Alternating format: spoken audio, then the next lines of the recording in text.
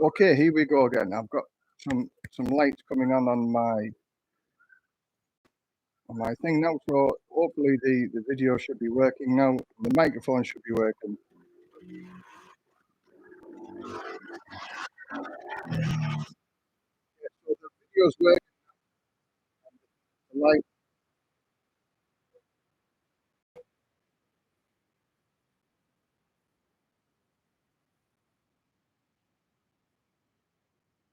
Okay, so okay, we've got starting all over again now. Hopefully, I mean my little green light's flickering now, which means to say that it's working. Um, I can see people in the house now. Can everybody hear me now? Hello, hello, hello. This is preparation and planning prevents PP performance. And I'm sorry, I failed on that one, but it's with audio still not good. Well, I don't know what I can do about it now because it's a new audio input and everything's plugged in. So how bad is it? Is it just like flickering or because I can hear myself on my video here on my video.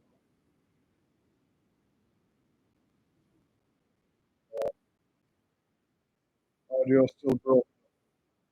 It's not broken, is it? It's as if it's not. Uh,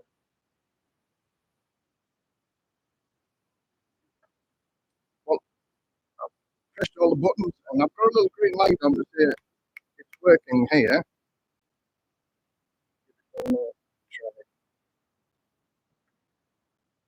Okay, is that any better? Move the microphone a little bit closer to me. Move it all the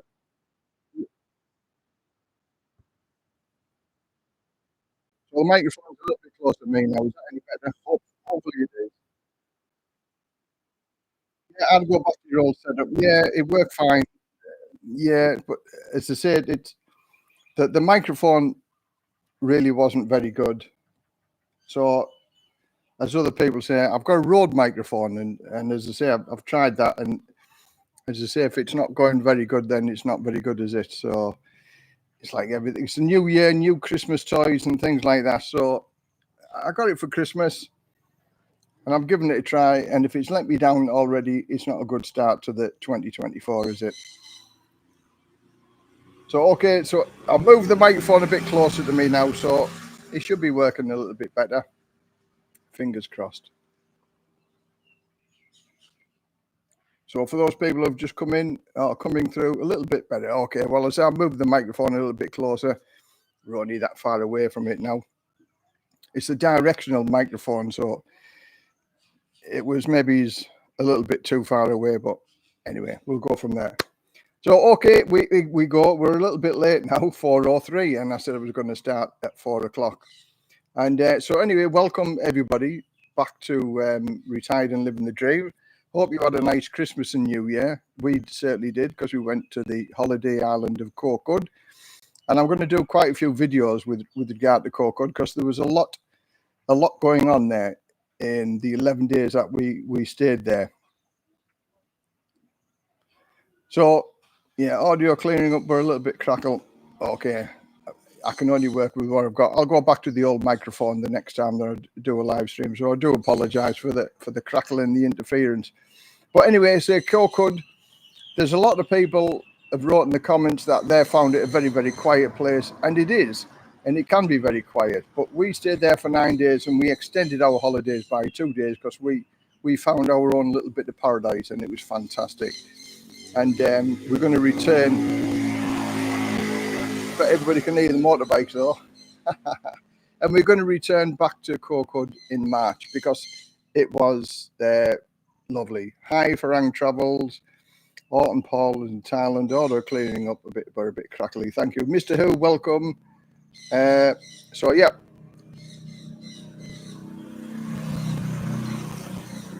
But with Corcud,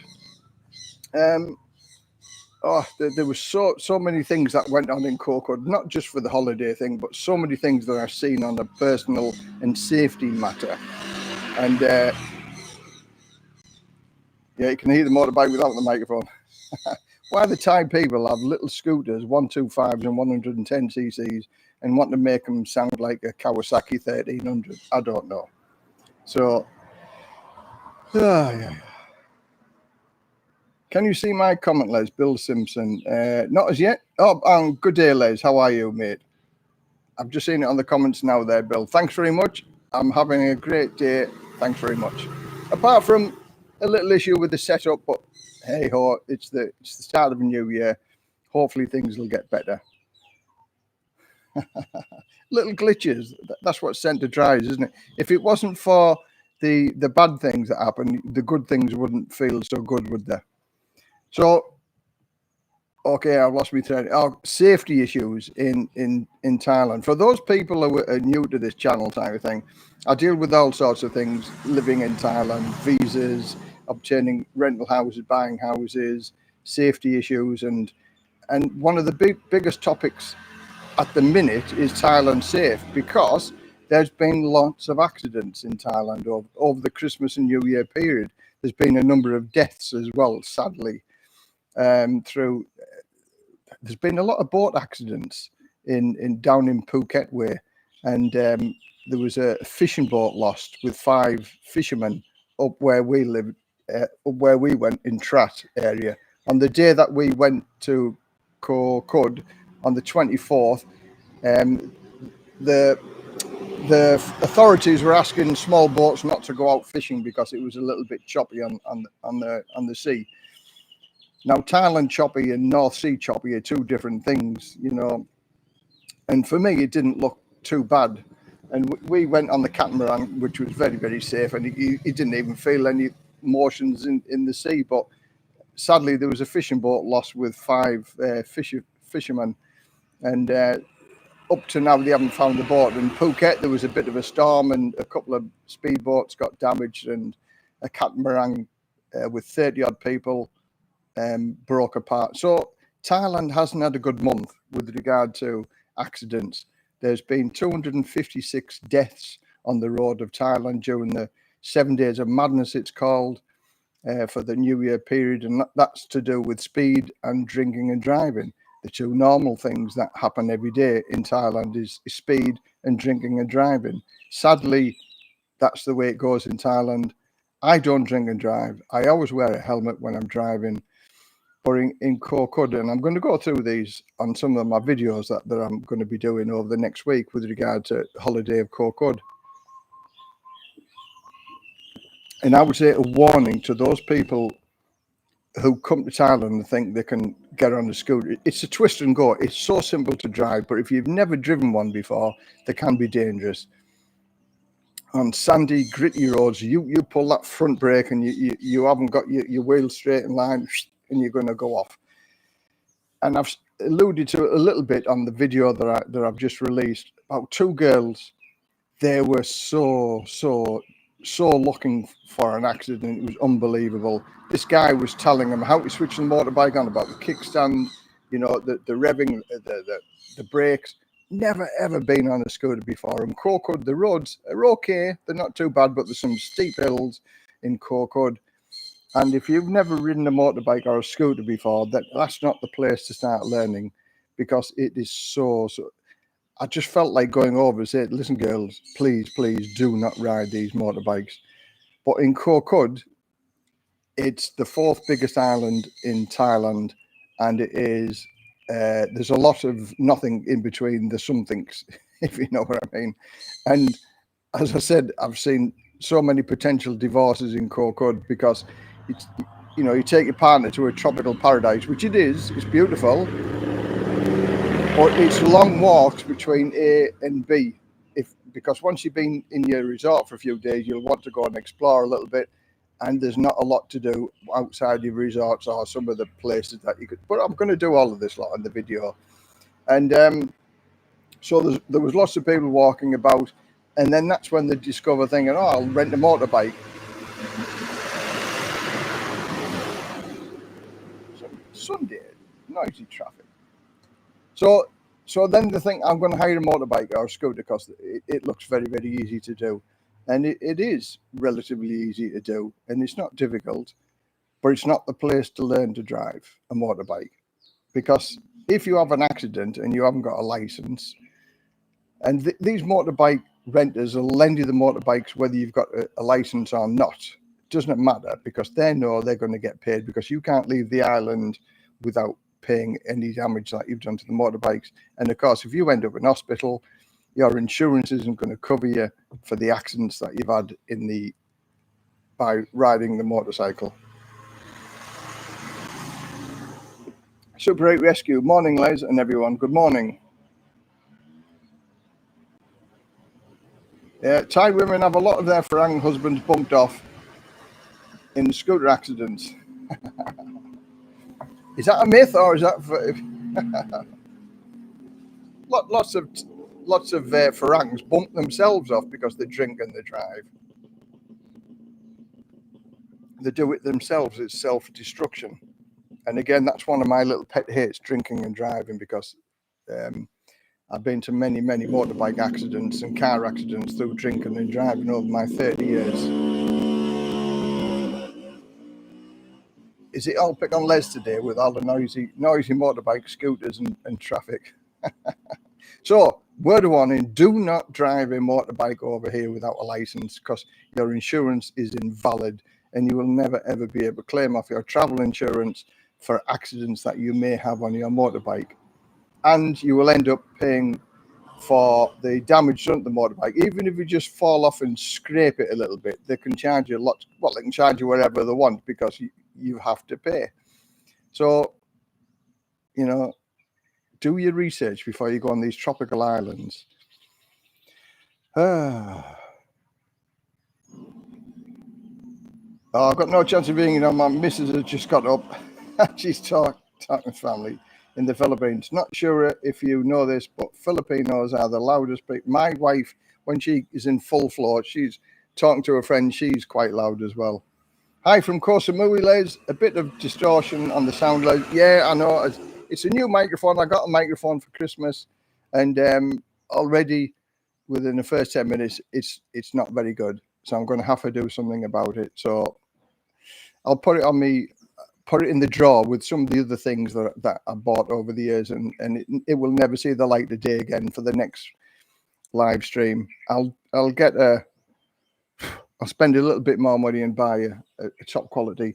Going on from that equipment type of thing, it's when you're doing YouTube, people say, I must make a lot of money. I make about $100 a month or something like that on my YouTube channel. But when it comes to replacing equipment, I've got this I've had for a few years. This is my DJI action camera. Now, I've had this for about 3 years.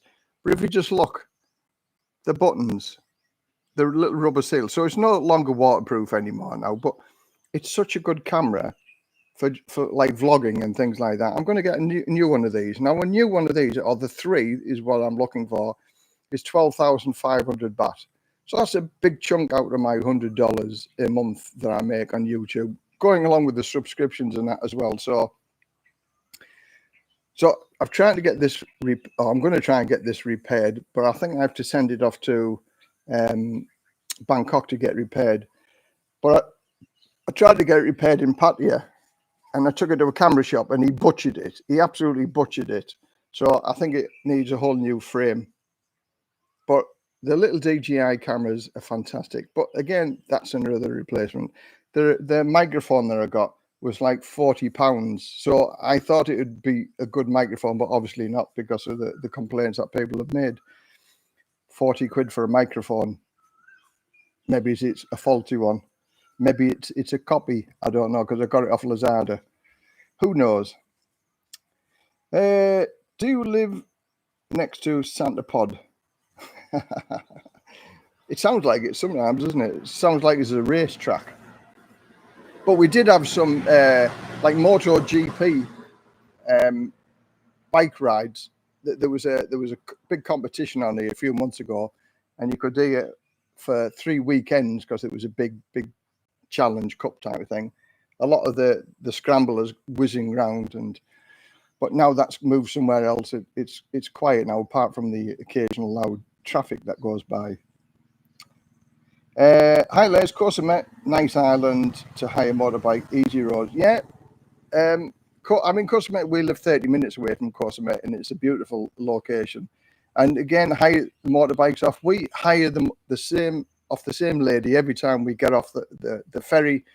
As you get off the ferry, you've got 7-Eleven, as you're coming out the ferry doors, you've got 7-Eleven on the left, and we've got the motorbike dealers on the right. Now, we always go to the lady. We've done this for years, because at the end of the day, even if you go to a different resort and you hire the motorbike from them, you've still got to get from there back to the ferry port. So we always hire the motorbike from her. So then when we return to come back to the mainland, we just drop the motorbike off and walk straight over to the ferry port. So she's good. She's about the same, maybe it's a touch dearer, but have a little bit of a negotiation with her, and she'll give you the bikes for the same price as you can get it anywhere else. And that saves paying the taxis to come back from your resort back to the ferry port. But Corsomet, do you know something? The roads are much better now, but there's more accidents now. More people get hurt because people think the roads are much better.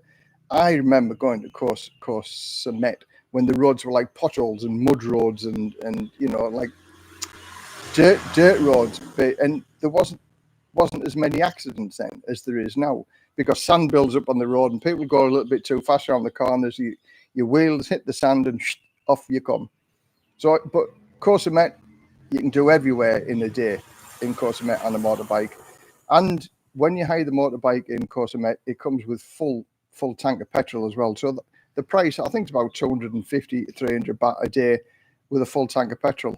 Fantastic. Yeah, Corsomet, beautiful island. But we've been there many times, so that's why we went to Koh Kud, because we haven't been there. 8 years ago was the last time I was in Koh Kud. The message retracted. Paul, hi Les, hi Paul. First time in Phuket, it was experience for sure, especially when it starts raining. Yeah. Sadly, in Thailand, I'm sure there are laws as to how much tread has to be on your tyres, but the bike that we hired for 2 days in Koh Kud, they were like slicks. The tyres, the front and the back tyre were like slicks. It was the last motorbike that they had. Christmas and New Year in Koh Kud, it was manic. It was just so busy. We stayed in 6 resorts in 11 days. In 11 nights, 6 different resorts or 6 different hotels, because you couldn't get 2 or 3 or 4 nights in a row at the places that we wanted to go. So when we hired the motorbike, we knew it wasn't going to rain. So actually, you've got more grip on the road when it's a slick tyre as opposed to a groove tyre. So, and I only drive slow anyway, but it was either that or walking, and the wife doesn't want to walk. You'll find that Thai wives or Thai women do not want to walk. So anyway, enough about Koh Kud. 50-year-old here, wondering if my wife and I could semi-retire in Thailand, 5 months in the country annually when working in the US. Which visa would you need, and how would you renew every 90 days? Well, sort of 5 and 6 months is a sort of funny number.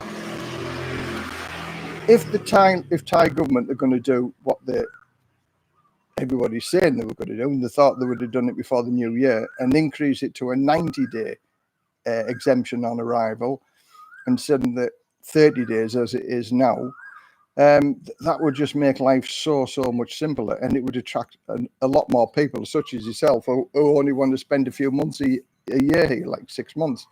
But as it stands now, what you'd have to do, you'd have to get your 30-day exemption visa, get it extended for 30 days. That gives you 60. Then you'd have to leave the country and come back in again. Now, if you some places, if you go out by bus and you come in bus, you get only 15 days. But there's some other places that I've been told that you can get 30 days as well. So that gives you another 30 days, plus you extend it for another 30 days. and you can do 2 border runs in 1 year. So that would potentially give you your close to 5 or 6 months staying here in Thailand. I think that the government are looking upon it to make it a little bit more simple, because other countries are making it more simple than it is here in Thailand. And Thailand is famous for shooting itself in the foot, as it has done with a tax announcement. It cast its net to get the rich people who were avoiding tax, but unfortunately, it caught all the small fry as well, such as the pensioners and things like that. Now, this tax laws have actually been enforced for a lot of years, but in reality, it hasn't been enforced. But it's supposed to start from the 1st of January this year, the new tax laws, but still, the experts still don't know anything about it. It's still up in the air. So for all those people who are worried about paying tax, reading between the lines and listening to what everybody has to say, if you're already a taxpayer in your own country and Thailand has a tax agreement also with your home country, the likelihood of you paying taxes is going to be very, very small. Okay, Ply? Okay, take it easy. Okay, my wife's going shopping. Going to the market to go and get something to eat for tonight. So take it easy.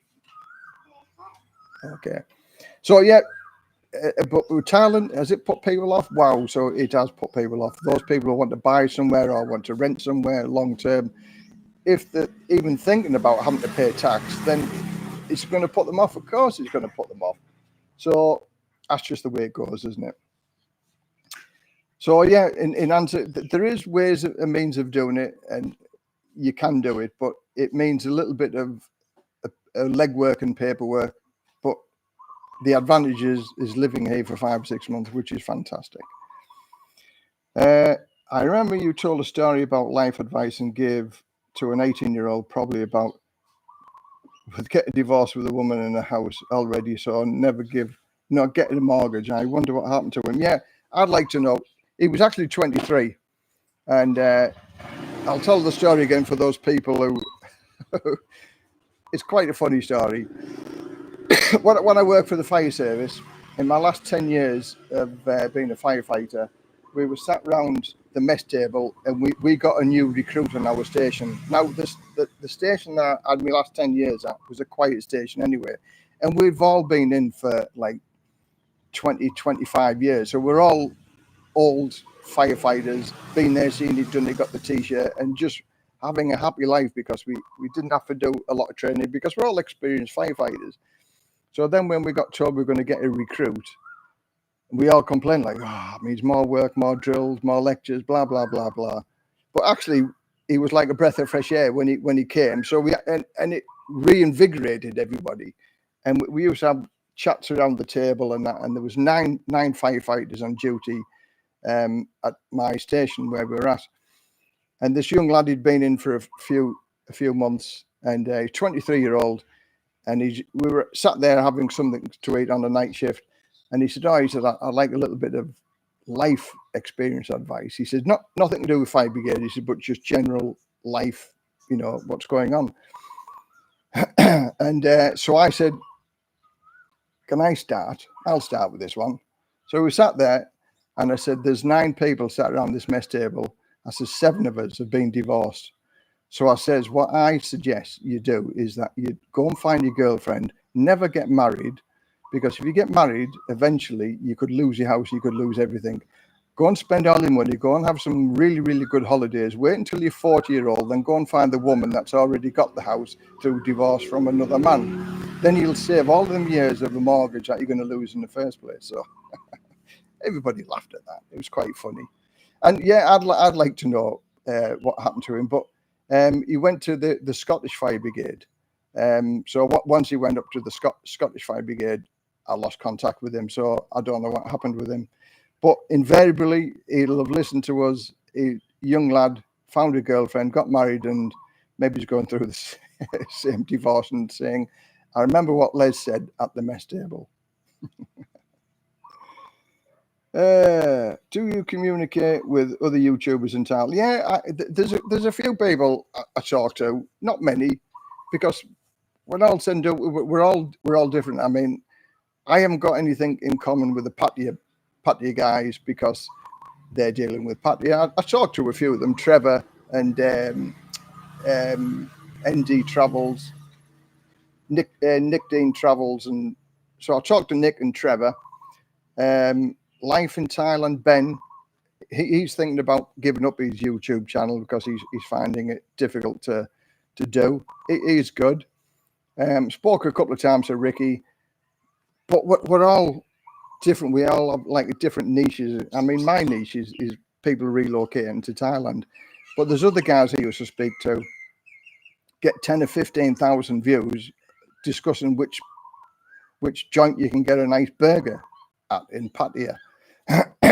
So I mean, my average is between 1,000 and 3,000 views, but exceptionally, sometimes I get like 80,000, 40,000, and my video that I did with assisted living, that's at 14,000. So swings and roundabouts, really. People tune into different people with regard to different things in Thailand. For me, I look upon my channel as for those people who have got the girlfriend, got the wife, and escaping the trappings of Pattaya and want to settle down and live a normal life, as I do. We live a normal life here. It's just like living back in the UK, but with sun. we still have the same issues. The garden needs doing, or some things need repairing. We need to do food shopping. Although it's living and retired and living the dream, I am living the dream, but I still have to do the mundane things every week. And coming on, the wife not selling sausages. No, she's not selling sausages today. As I said, we only got back off holiday a couple of days ago. So Thursday we got back. So there's washing to do, there's cleaning to do, there's dusting to do. And our fridge is bare. So we've eaten out at restaurants for the last 2 nights. So my wife's gone to the market now to go and get some food. So we have something in the fridge. And we'll go and do a big shop at Tesco's or Big C tomorrow. See, another mundane, not out of the ordinary day shopping, pushing that trolley aimlessly around the aisles to fill the fridge up and that. So, yeah, we still do the mundane things here. But no, I think she's going back to selling sausages next weekend as well.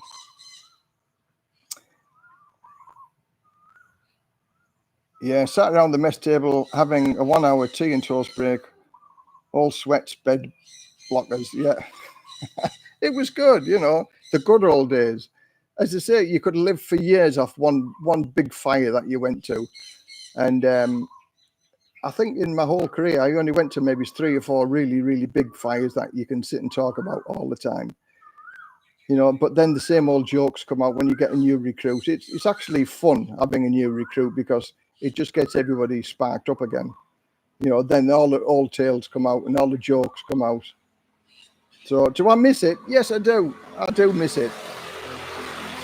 But I've never set foot into a fire station from the minute I walked out up until now. I've never gone back to a fire station. And I've talked to some of the old firefighters friends that I used to work with.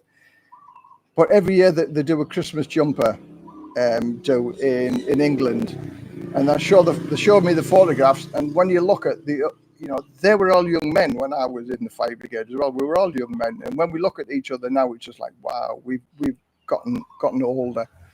So my advice: here comes another noisy lorry delivering soil. So somebody's either getting a house built, getting a land raised, or something like that. Anyway, I always say to people now, retirement. Retire as soon as you can for as long as you can and when you can, because it soon passes. I've been retired now for 14 years and it's gone by like that.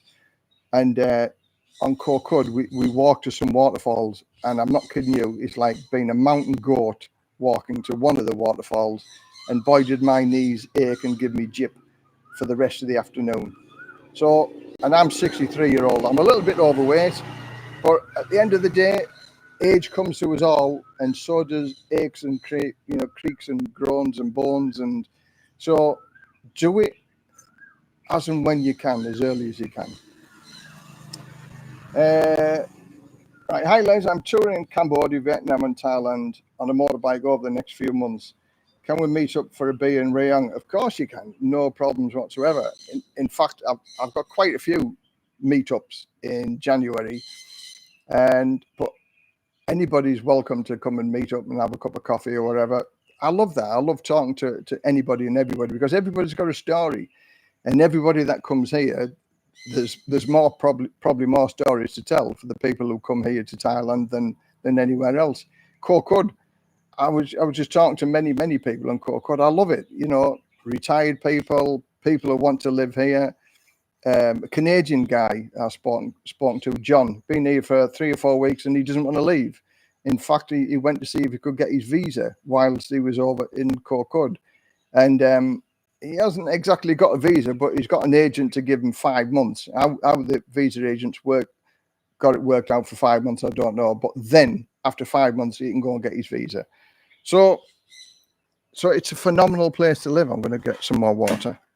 It's a phenomenal place to live. But then I'm going to be a little bit biased because I live here anyway, don't I? Oh, they fill these water bottles so full.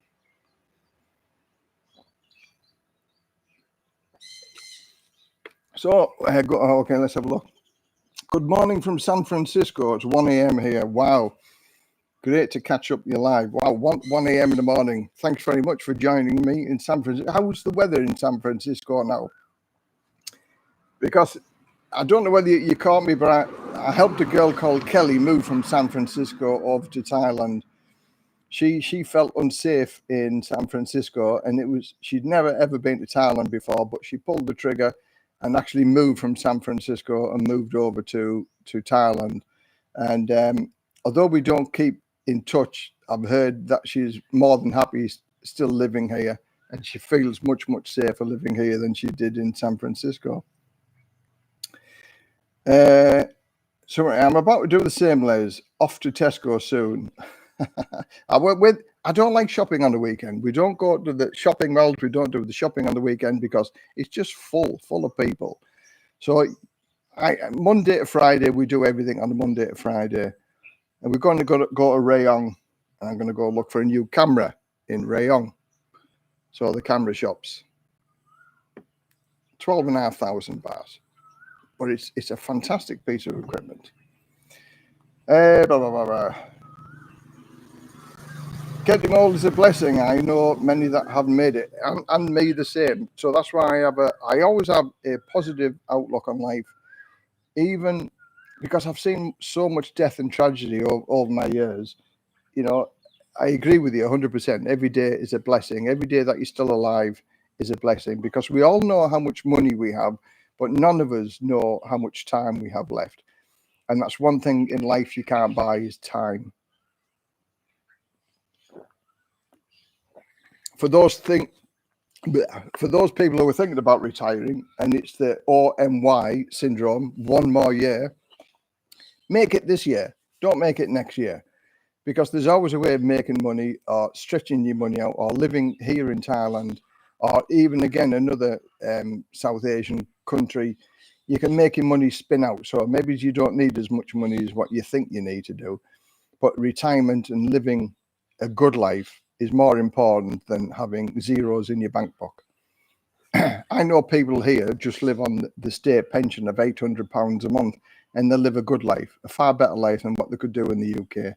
So money isn't everything. Just being happy. Here we are in January. Could you sit outside? I mean, look at this. I'm sweating as well. This is how warm it is here in Thailand. You couldn't sit outside in the UK now unless you had your gas heater on and your fleece on and things like that. So it's not all about the money, retirement. A lot of it is to do with how you live your life and the just feel good factor. And you can live here on a pittance of the money.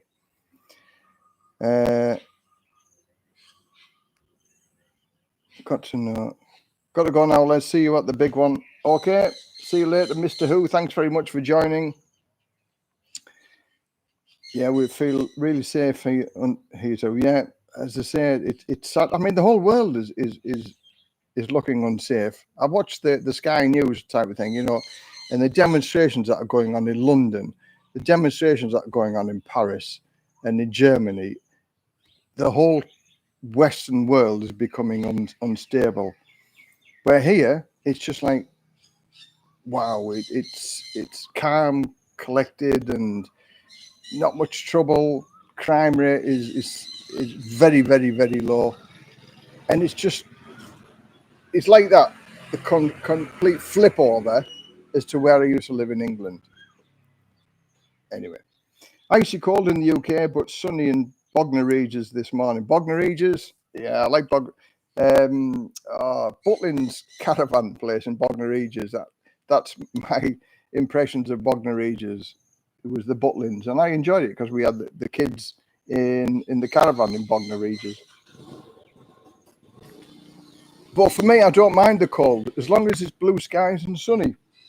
That's why I like my skiing holidays, because it was freezing cold, but blue skies and sunny, and it was fantastic. But this grey, cloudy, misty, I can't stand that. I don't like that. We're on target for retirement September 2024. Good for you. September, it'll soon pass. That gives you plenty of time to do all your. It'll give you plenty of time to be able to do all your planning, getting all your ducks in a row and things like that.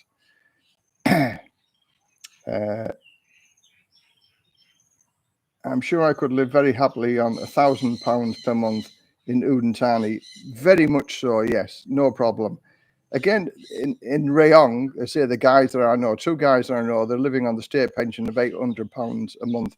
It all depends if,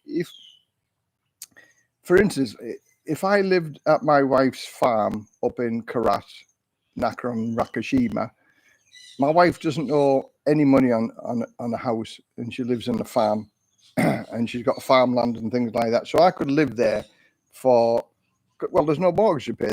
There's okay, a little bit of maintenance to do with the house and things like that. But I could live there, because we even looked at it, and 30,000 baht a month. Absolutely no problem. But it's in the middle of nowhere. Food's cheap. There's no entertainment costs. There isn't even a 7-Eleven in the village. So you've got to weigh it up as to, how much isolation. The more isolated you are, the cheaper things are going to be. But can you live with that isolation? You need to be able to chat to somebody sometimes. There's a couple of guys that I know that are just bored because they've got nobody to sit and talk to. And talking on the internet to other people isn't the same as being having a cup of coffee somewhere and putting the world to rights. We have a brunch club every week, and between 6 and 12 of us put the world to right for an hour and a half every week. And that's good, because you've got some interaction with other foreigners that can speak English. But living on your own, it can be difficult.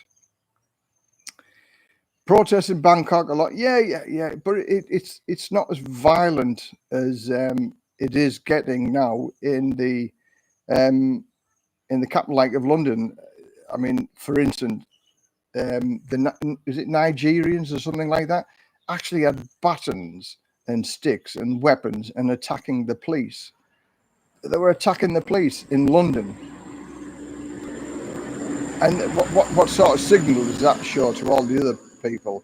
I mean, what they're saying, because of the I'm not racist, never have been, never will be, but the police, they'll go and arrest a white person and not think twice about it, but they'll think 2 or 3 times about arresting a person of ethnic minority groups, because of the backlash of being racist and profiling and things like that.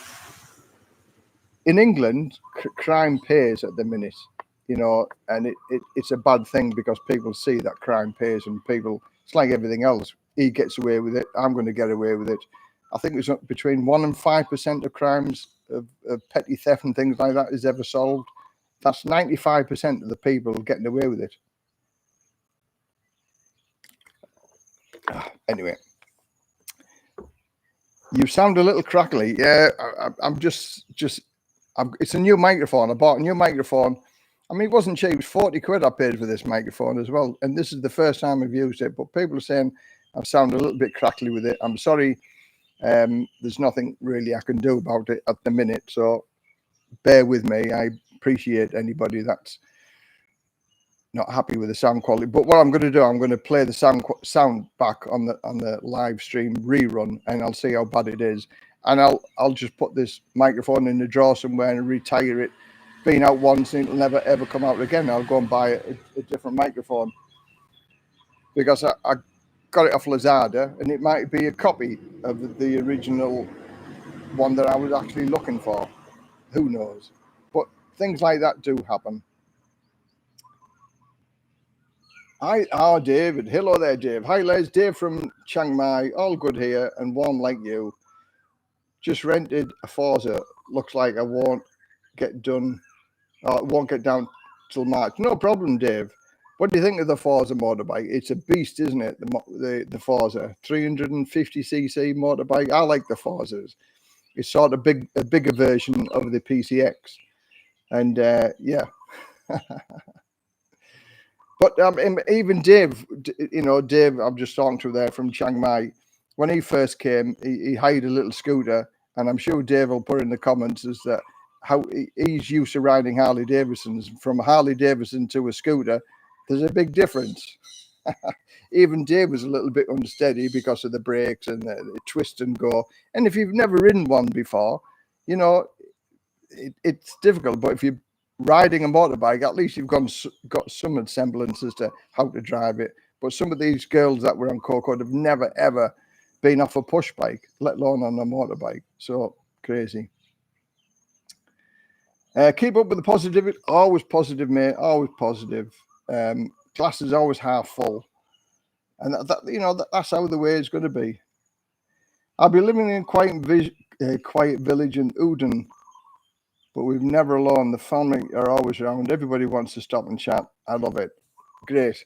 There's other guys I know that are living with the whole family, and sometimes they feel overwhelmed or underwhelmed, should I put it, because they feel excluded because they can't speak Thai, and all the family are there, and everybody's having a chat, and he's sat there alone watching the TV, and he's got nobody else to talk to. So swings and round, if you can learn a little bit of Thai over here, it helps immensely, especially if you're living in a rural location. But everybody, horses for courses. Some people like it, some people don't. The microphone may be fine. Check it again when you leave the stream. Yeah, well, I'll have to have another look. I sold my condo in Phuket and moving to rural Thailand tomorrow. Oh, I take it, is it because of Little Russia in Phuket? I was talking to a couple of guys on Kokod that have actually moved from Phuket to Kokod because of the mafia, the Russian mafia.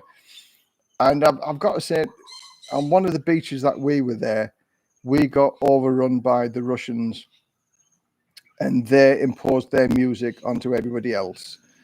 Now, I didn't complain, and I wasn't angry at it, because these Russians were all disabled. They're all on wheelchairs. They're actually the Russian disabled basketball team.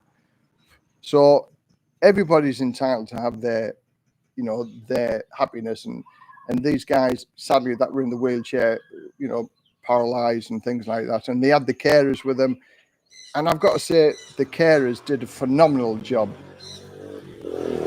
taking them into the sea, bringing them out of the sea, and just helping them enjoy themselves, snorkeling and things like that.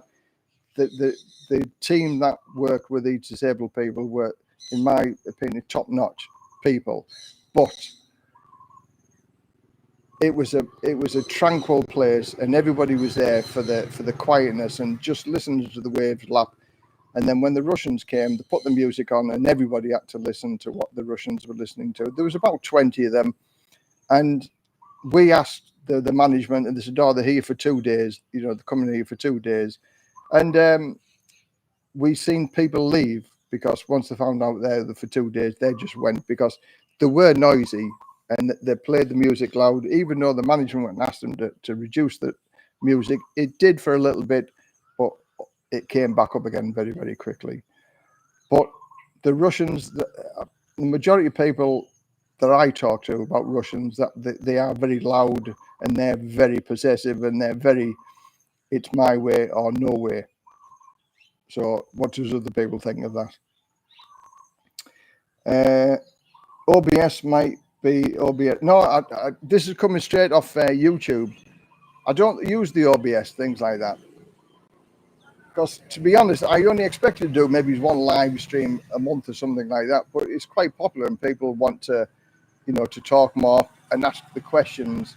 So I'm here to answer the questions. So I might actually go through the OBS studio type of thing and do a little bit more of a professional setup. Because this is just plugging, if you could see the photograph of, the setup, it's pretty basic, really.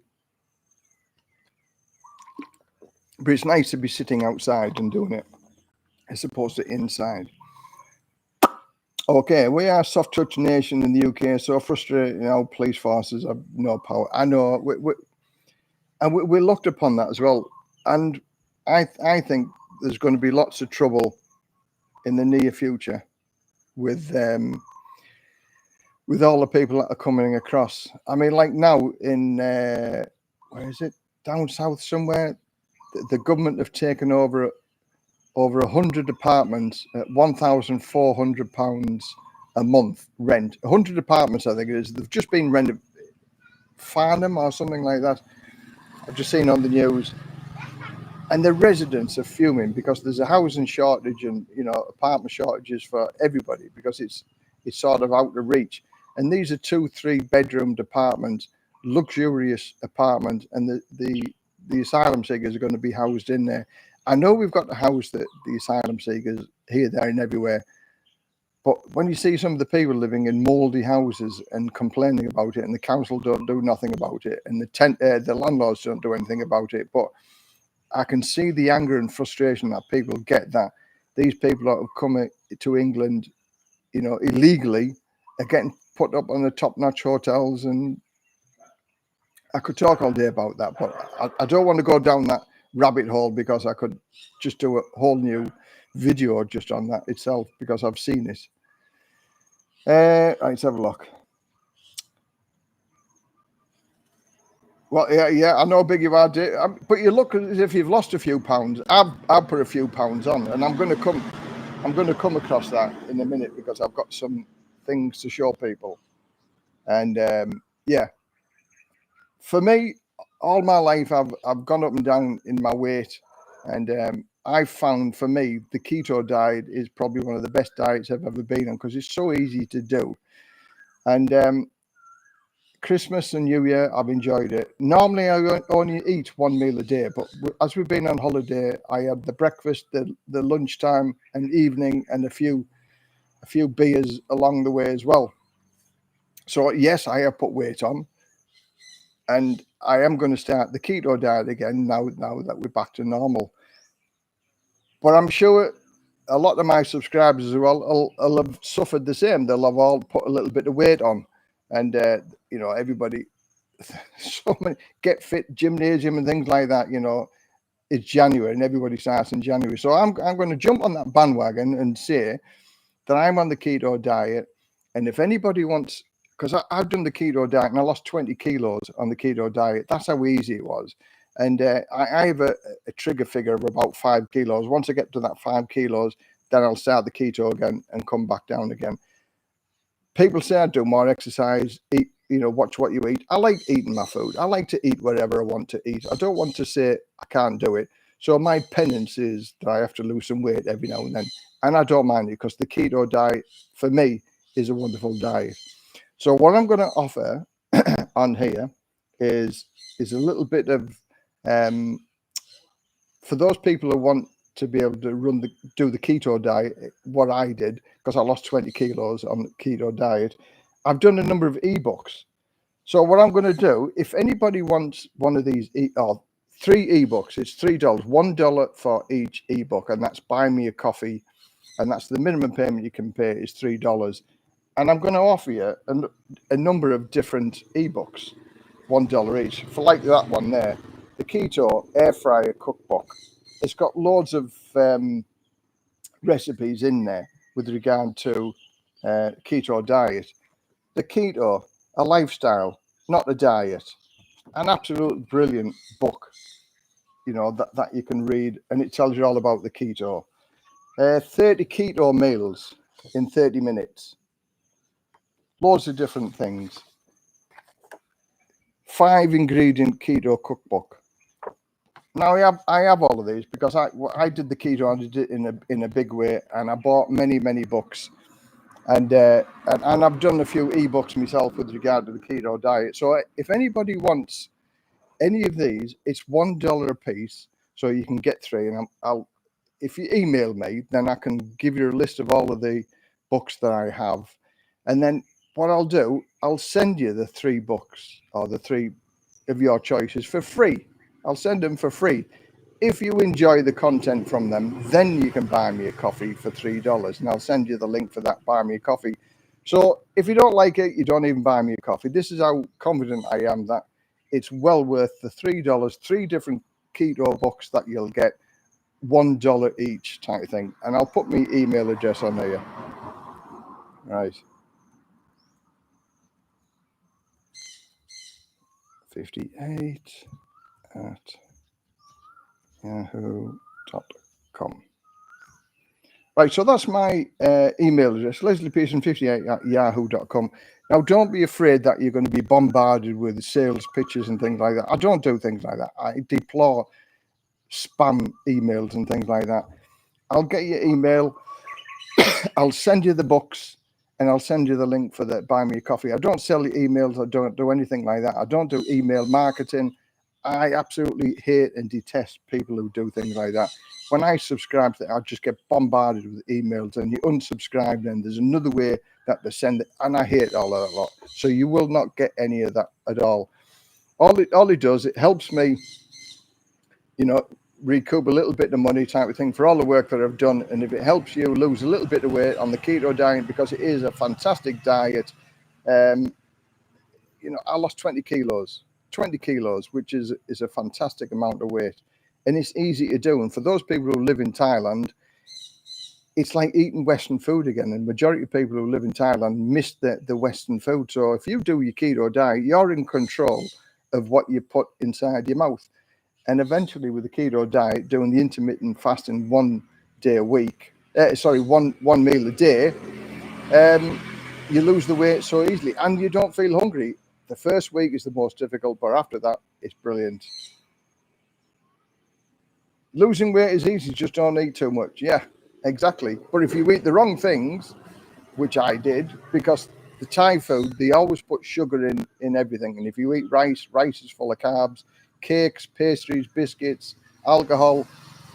Yeah, we can always lose weight, and there's always somebody with a solution on how to lose weight. That's why the Weight Watchers and the diet proves are multi-millionaires, because they rely on people to fail the diet so they come back onto their diets. So $3, you get it for free. If you like it, give me the $3. If you don't like it, you don't have to give me your $3. It's up to you. So, and I won't pester you, and you're not going to get bombarded with emails or buy this, buy that, buy the other.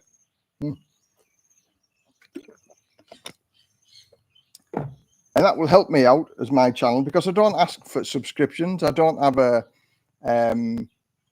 what's the private member site, anything like that. Everything that you see on my channel is free content. I don't have any I'm looking for the word for it, where people pay an annual or monthly subscription.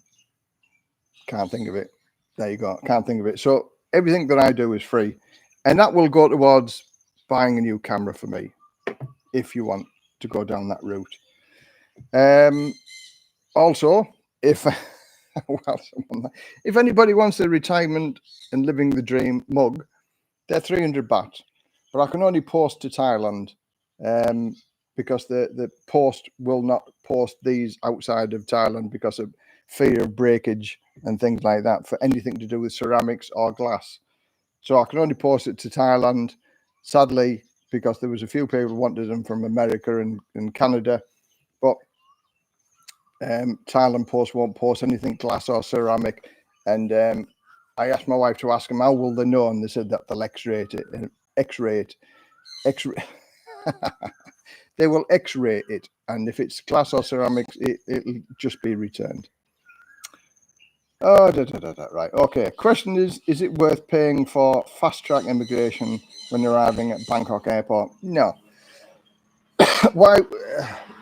Apparently now they've improved the immigration process in Thailand anyway at the airport. So by improving it, it's made it a little bit quicker anyway. I think the longest you'd wait, or the longest I've ever waited, is only an hour. So it's not a big thing. Why pay for something? Just be patient. You're here. That's the biggest part of it, getting here, and now you're here. What is the keto diet basically? Okay, what the keto diet is, it's a carb-free diet. So carbs are things such as like your cakes and your sugars and your fizzy drinks such as cola and things like Coca-Cola have all got sugar in, which is carbs. Rice has got carbs in, so it's a carb-free diet. So you reduce your carbs, so you're eating a lot of protein and vegetables. And what that does, it makes your body go into what's called ketosis, where it eats the fat from your body. So once you get rid of all the carbs from your body, then your body, because your body can live on the keto and the fat, because it will work just as well on eating your fat as it does for eating the carbs. It would sooner eat your carbs than eat the fat. But if it's got no carbs, it'll eat your fat. And it takes about a week or 2 weeks before you get into ketosis. But then once you're into ketosis and you do the intermittent fasting where you only have to eat one meal a day. And even then, you don't have to eat a lot. And your body, because I'm fat, and anybody that is fat, your body's always got something to eat. So after a week, you don't even feel hungry at all. So, but there's still plenty of, like a Coke, Sprite, Cola, things like that. You can get all of that like calorie free, which is great. Once you're in control of your own food, as I say, the books give you loads and loads of ways of cooking the food, your favorite food, but in a different way, and it reduces the carbs. So then you're just eating protein and things like that, and it's actually good for you. It's been proved, medical studies, and that's what this book does. It'll tell you all about it, and it's well worth. Ketogenic, a lifestyle, not a diet. Because when all said and done, in the caveman days, they didn't have any bread or pasta and things like that. We lived on animal meat and also vegetables. So basically what the keto diet is, you go back to that. But there are plenty of alternatives, and the food that you can cook is like, oh, fantastic. So that's why I don't mind having my weight gain going up and down, because I know I can go back on the keto diet, and within 4 to 6 weeks, I'll have lost them 5 kilos, and then the cycle starts all over again.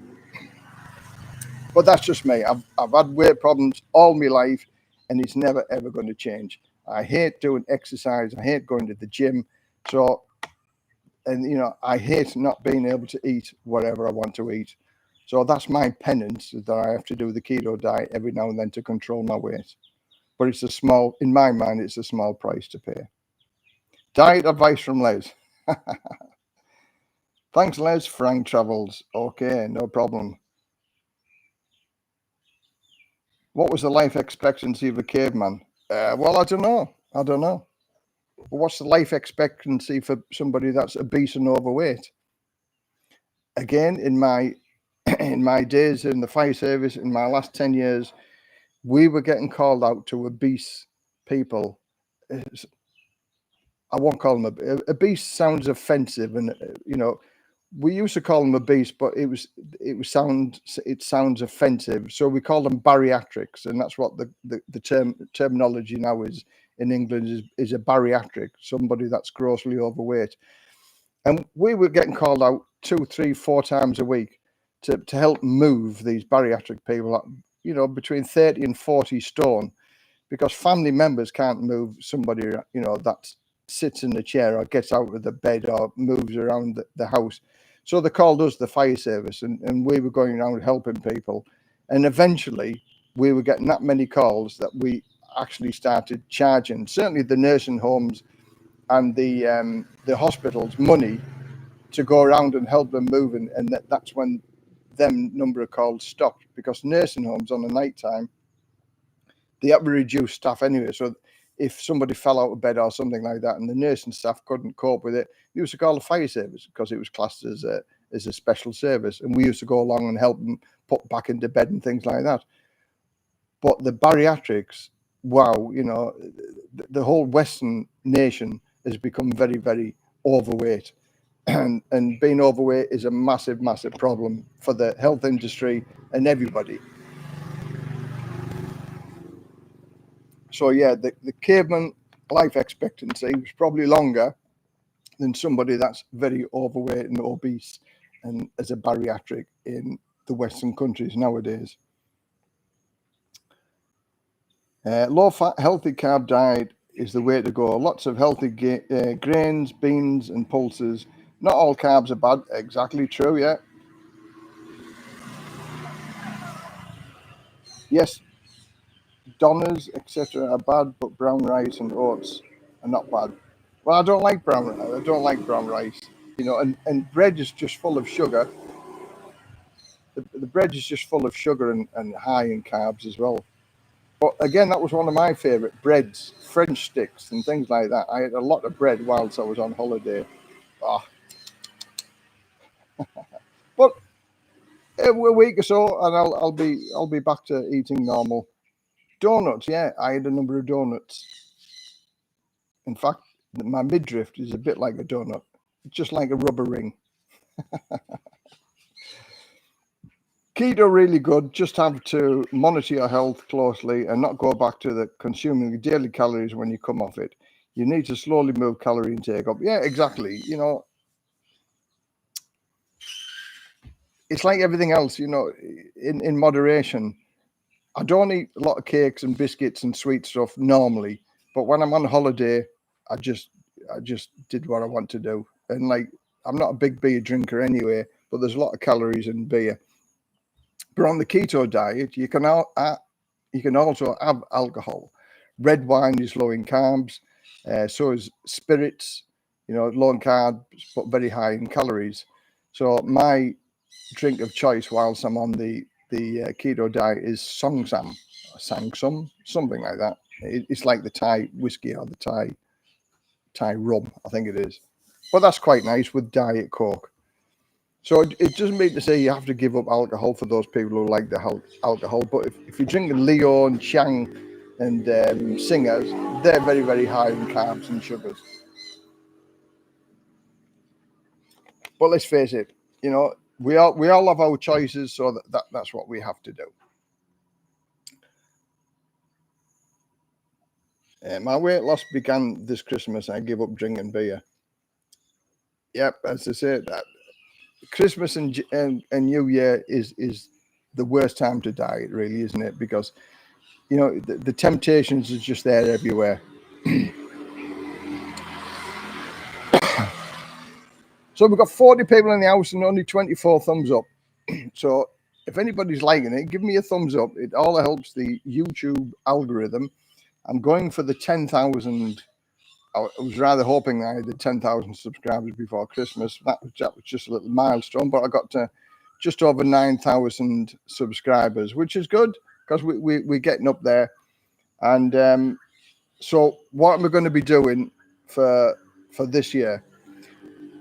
Now, there's a few things that people have asked with regard to assisted living and care homes and people taking care of you over here in Thailand. My last video that I did on that with the assisted living was for the Sunshine International Assisted Living or Retirement Home stroke hotel in Hua Hin. 14,000 views that's had in just over a month. So that goes to show that there's a big interest in that, and I've got literally hundreds of emails with regard to how much would it cost for professional nurse to look after somebody, you know, either 12 hours or 24 hours a day. Is there ways and means of getting this treatment or service cheaper? And yes, there is, and I'm going to do a few videos about that also, and I'm going to put it out there. This is a little bit preemptive type of thing. But there's a guy that lives in Rayong, is going to do sort of the same business model as Andrew does with Sunshine International Retirement Homes in the UK. In Hua Hin. And he's looking at providing up to 80 units for people who want to retire and have 24-hour medical care if needed, and also have a medical, so somebody's on call if you're feeling sick or have got a heart attack or something like that. Somebody's on call 24 hours a day. And I think it's 12,700 square meters of land area. So he's going to build a combination of houses and condos with the communal swimming pool with 24-hour nurse care. And he's looking for anybody that wants to be a partner in the early stages. So he's just at architect drawing stages at the minute. So I said, what I'll do, I'll put the information out, see if there's anybody who's interested in it. And he's looking for a 25 million baht injection to be a partnership. So it'll be a 50-50 partnership. It's all legal and above board, and lawyers are going to be involved. So there's none of this shady dealings and things like that. So it's just putting it out there. If anybody would be interested in doing it, just send me an email again, and I'll pass your details on to this guy. Now, I say there's no debt on the land, and it's a 50-50 partnership. And with a 25 million baht investment, the rate of return is very, very good. He's getting all the figures together, so he's got a business plan. So you can look at everything, get it assessed by your own lawyers, which what I would suggest that you did, just to make sure that everything is safe and above board. And you also guarantee yourself as well. But I've got to say, after talking to Andrew, it's a big, big market, this retirement residence home and stroke hotel that Andrew's doing. He's building another hotel in Pattaya and Chiang Mai. So, and he's 70% full at the minute, 70% occupancy rate. So there's a market there. So this guy is starting to do this in Rayong, and they're going to be much cheaper than Sunshine International. But Hua Hin is an expensive place anyway, where Rayong isn't. But he's going to do the whole business with it as well. Nice properties, nice surroundings, healthcare, and where people can retire to and be looked after. But also he's going to provide me with, so if you just want a cook and a cleaner and somebody to take care of the house, he's going to give me some names and addresses and costs for that. Also, if you need somebody just to help around the house, there'll be costs on that. Also, if you want a qualified nurse to look after somebody or partner for 12 hours or 24, so there's a whole raft of information that's going to come my way in the next month or two. So if anybody's got any questions with regard to that, assisted living or ways and means around it, there are going to be a number of videos I'm going to produce in the next month or 2 months. And if anybody's got any questions with regard to that, or interested in being a partner or looking into this, send me an email and I'll send your details on to this guy, and you can do it. He came down with me, and he was talking to Andrew, who was a big fish in Hua Hin for doing this. And for me, he's nailed it on the head. Have a look at that video with regard to assisted living, retirement, nursing home sort of in Hua Hin. 14,000 views, and majority of views are positive on the outcome from that as well, which is good. And being looked after is a much cheaper option over here than it is back in the UK. You could, for almost half the price, you can get better service over here than you can do in the UK. But that's my little plug for him. So if you're interested, send me an email. I'll put my address on there. There's Brazen 58 at yahoo.com. There you go. And what I'll just forward your email on to him again. You won't get spammed. You won't get constant email messages on, you know, do this, do this, do the other. I don't believe in that. So that's never going to happen. All right. Okay, let's have a look. My weight loss began. All right. 200 calories in a pint of beer, 600 calories in a bottle of wine. Thank you. Is that sweet wine or dry wine? I prefer red myself. I'm not a big wine drinker, and wine over here in Thailand is expensive anyway. What route do you prefer when you're flying from GB? I have only ever done direct flights going from Manchester, Dubai, Bangkok later this year. Not done it that way before. Right. Basically, I look for the cheapest flight, and wherever the cheapest flight is, I'll go with the flow. And when I went back to the UK last year, well, 2022, just over a year ago, I had a direct flight from Thailand to London, 12 and a half hours long. That's a long, long flight. And when I come back, I flew back from Newcastle to Dubai and then back to Bangkok. And I preferred that one because it was sort of 6.5 and 7 hours. I forget which, either way it was, but 6.5, 7 hour flight. You get off and there was a 3 hour layover. Well, when you get off at Dubai, it's a long walk from one drop-off point to getting onto the next plane. So maybe took an hour to get there. So that stretch your legs and you get there, you have a cup of coffee and then you're back on the plane and you sort of all refreshed again. Then then the whole 7 hours starts over again where they give you something to eat and something to drink. And then that takes an hour and a half. So an hour and a half of your flight is gone as well. So the swings and roundabouts for both ways. If you stop midway, it takes longer. But if you're retired, you're not in a rush anyway. But if you want to get it over and done with, 12 and a half hours for me is a long. I don't like it. So I would go the Dubai route where you split your journey up between one place and another. But that's my opinion. 12 and a half hours, get it over with, and it is done. But it's a long time sitting down. So that's that. So that's the flights and that done. What else? What else are we going to talk about? Anybody got any questions? If anybody's got any questions, just put a Q, and then I can see on the, because I read the messages on the right hand side of your screen here. And if you put a Q, then I can understand that it's a question and people want to ask a question. So still 46 people in the house. Well done. Thanks very much for those people who stay. We've been going on now for 1 hour, 12 minutes. So, I mean, I'm used to doing up to 3 hours of these. So whether we'll last for the 3 hours in this one or not, I don't really know. But it's the start of a new year. I mean, what's your plans for doing New Year? How many people are going to make a change in their lives and do something positive in 2024?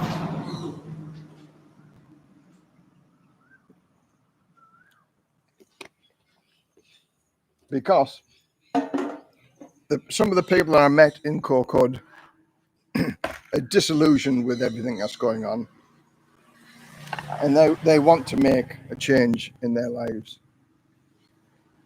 And some of the young people as well, you know, I talk to young and old, and the biggest fear that the young people had was maintaining their jobs and the security. And you know, there's one or two people I spoke to are still on, 0 hour contracts. So they haven't got the security that a normal 9 to 5 job gives them because they're on a 0 hour contract, which means, you know, they can't get a mortgage, they can't get a loan. Some of them are on good money, but they said, you know, he said, we're working over 40 hours and overtime every week. But he said they won't take us on full time.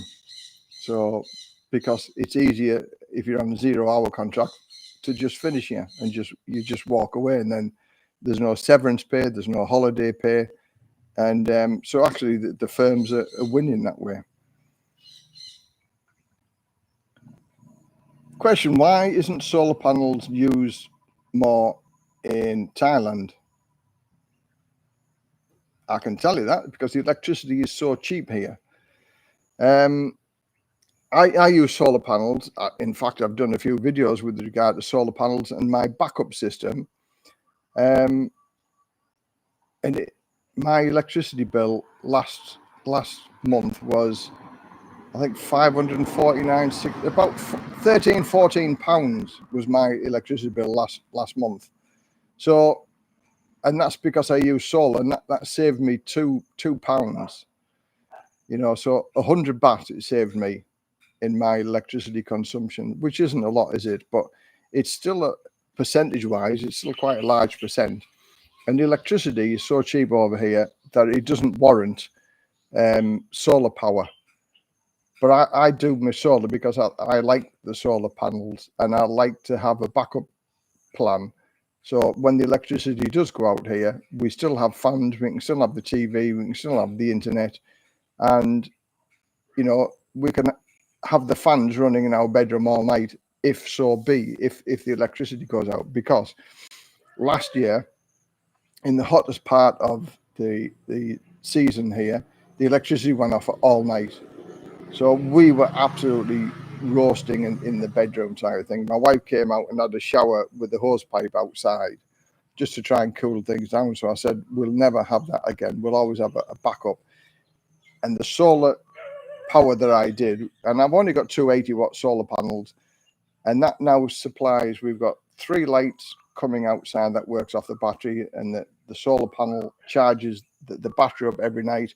We have an inverter, so if the power goes off, we can use the inverter and use the TV. And the whole system only cost me about 10,000 baht to install. And it's so simple, and it's easy to run, and it's good for a backup. But that is the reason why solar will never take off in a big way in Thailand, because electricity is so cheap. And whereas before they used to give you money back for if you put power back onto the grid, they don't do that anymore. And the equipment here is quite expensive, and you don't get a lot of guarantees that are worth the paper that they wrote on for equipment over here. So yeah, it's still between 5 and 7 year payback for solar over here, but it should be standard over here for me, because the sunshine hours every day is brilliant. Flight back, it's 13 hours, but normally book premium seats for a bit more. Yeah, but booking premium seats comes at a cost as well. I'm going home to Bangkok to Kuala Lumpur, then to Heathrow, which is a 14-hour leg. Not looking for, no, I wouldn't. 14 hours is a long day. I just booked 2 tickets last night with Emirates out of Manchester for next month. Okay, Emirates is a good airline. It's probably one of my favourite. My first positive thing is Krabi holiday, end of this month. Good. Krabi is a wonderful place. It's again stunningly beautiful, Krabi. Question: hi Les, can you recommend any builders in the Buriram area? Sadly not. I can't. No. I'd be a little bit hesitant recommending builders anyway, because we've had a few builders here doing odd jobs, and I've got to say I wouldn't recommend any of the builders that have been around here. They all say they can do it, but in reality, they're just playing around at it. They're not professionals. And that's what's difficult, to get professionals here in Thailand. I would also steer away from your wife or your girlfriend. Oh, I know somebody who knows somebody who knows somebody. He can do it for you, because the Thai people all want to help the family out, or the family and friends, and they'll say they can do it, but in reality, you know, they maybe can't. Go by recommendations of other builders. Join the forums like the Rayong Expats Forum or something like that, or Buriram expats living in Buriram, and get their advice, get their information, get some of the people that they would recommend. But it's sort of a hit and miss. There's a guy that I know is building his own house here, and he's had 3 lots of builders in 3-4 months, I think.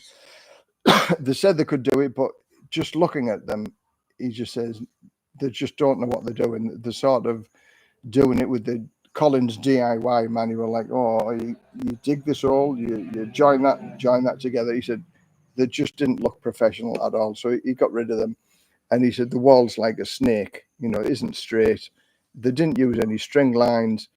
The house isn't square.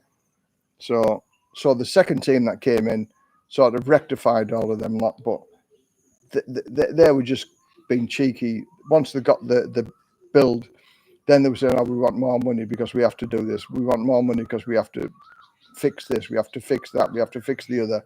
And at first he started to pay, but once you pay once, then they just keep coming back and back and back. And he just said, listen, go away, finish. He said, I'll get somebody else. So I've got to say, getting builders is a difficult thing to do. Building a house there in 2 or 3 years, yeah, again, pay the extra money, get the professionals in. You'll be grateful of it, because if you get the cheap guys in, cheap is cheap. Because building a house over here isn't expensive anyway. It's so much cheaper to build a house here. So get a quality builder and you'll get a quality results. Yeah, Krabby's nice, been a couple of times. Good morning from the UK, Les. I'm looking at moving over there in 2 years once I'm 55. Good for you. Like I've said many times to many people, retire as soon as you can for as long as you can and whenever you can. Don't be one of the OMY people, one more year, because it just goes on one more year, and it just never ends. We all know how much money we have, but none of us know how much time we have. And that's the only thing that you can't buy back is time.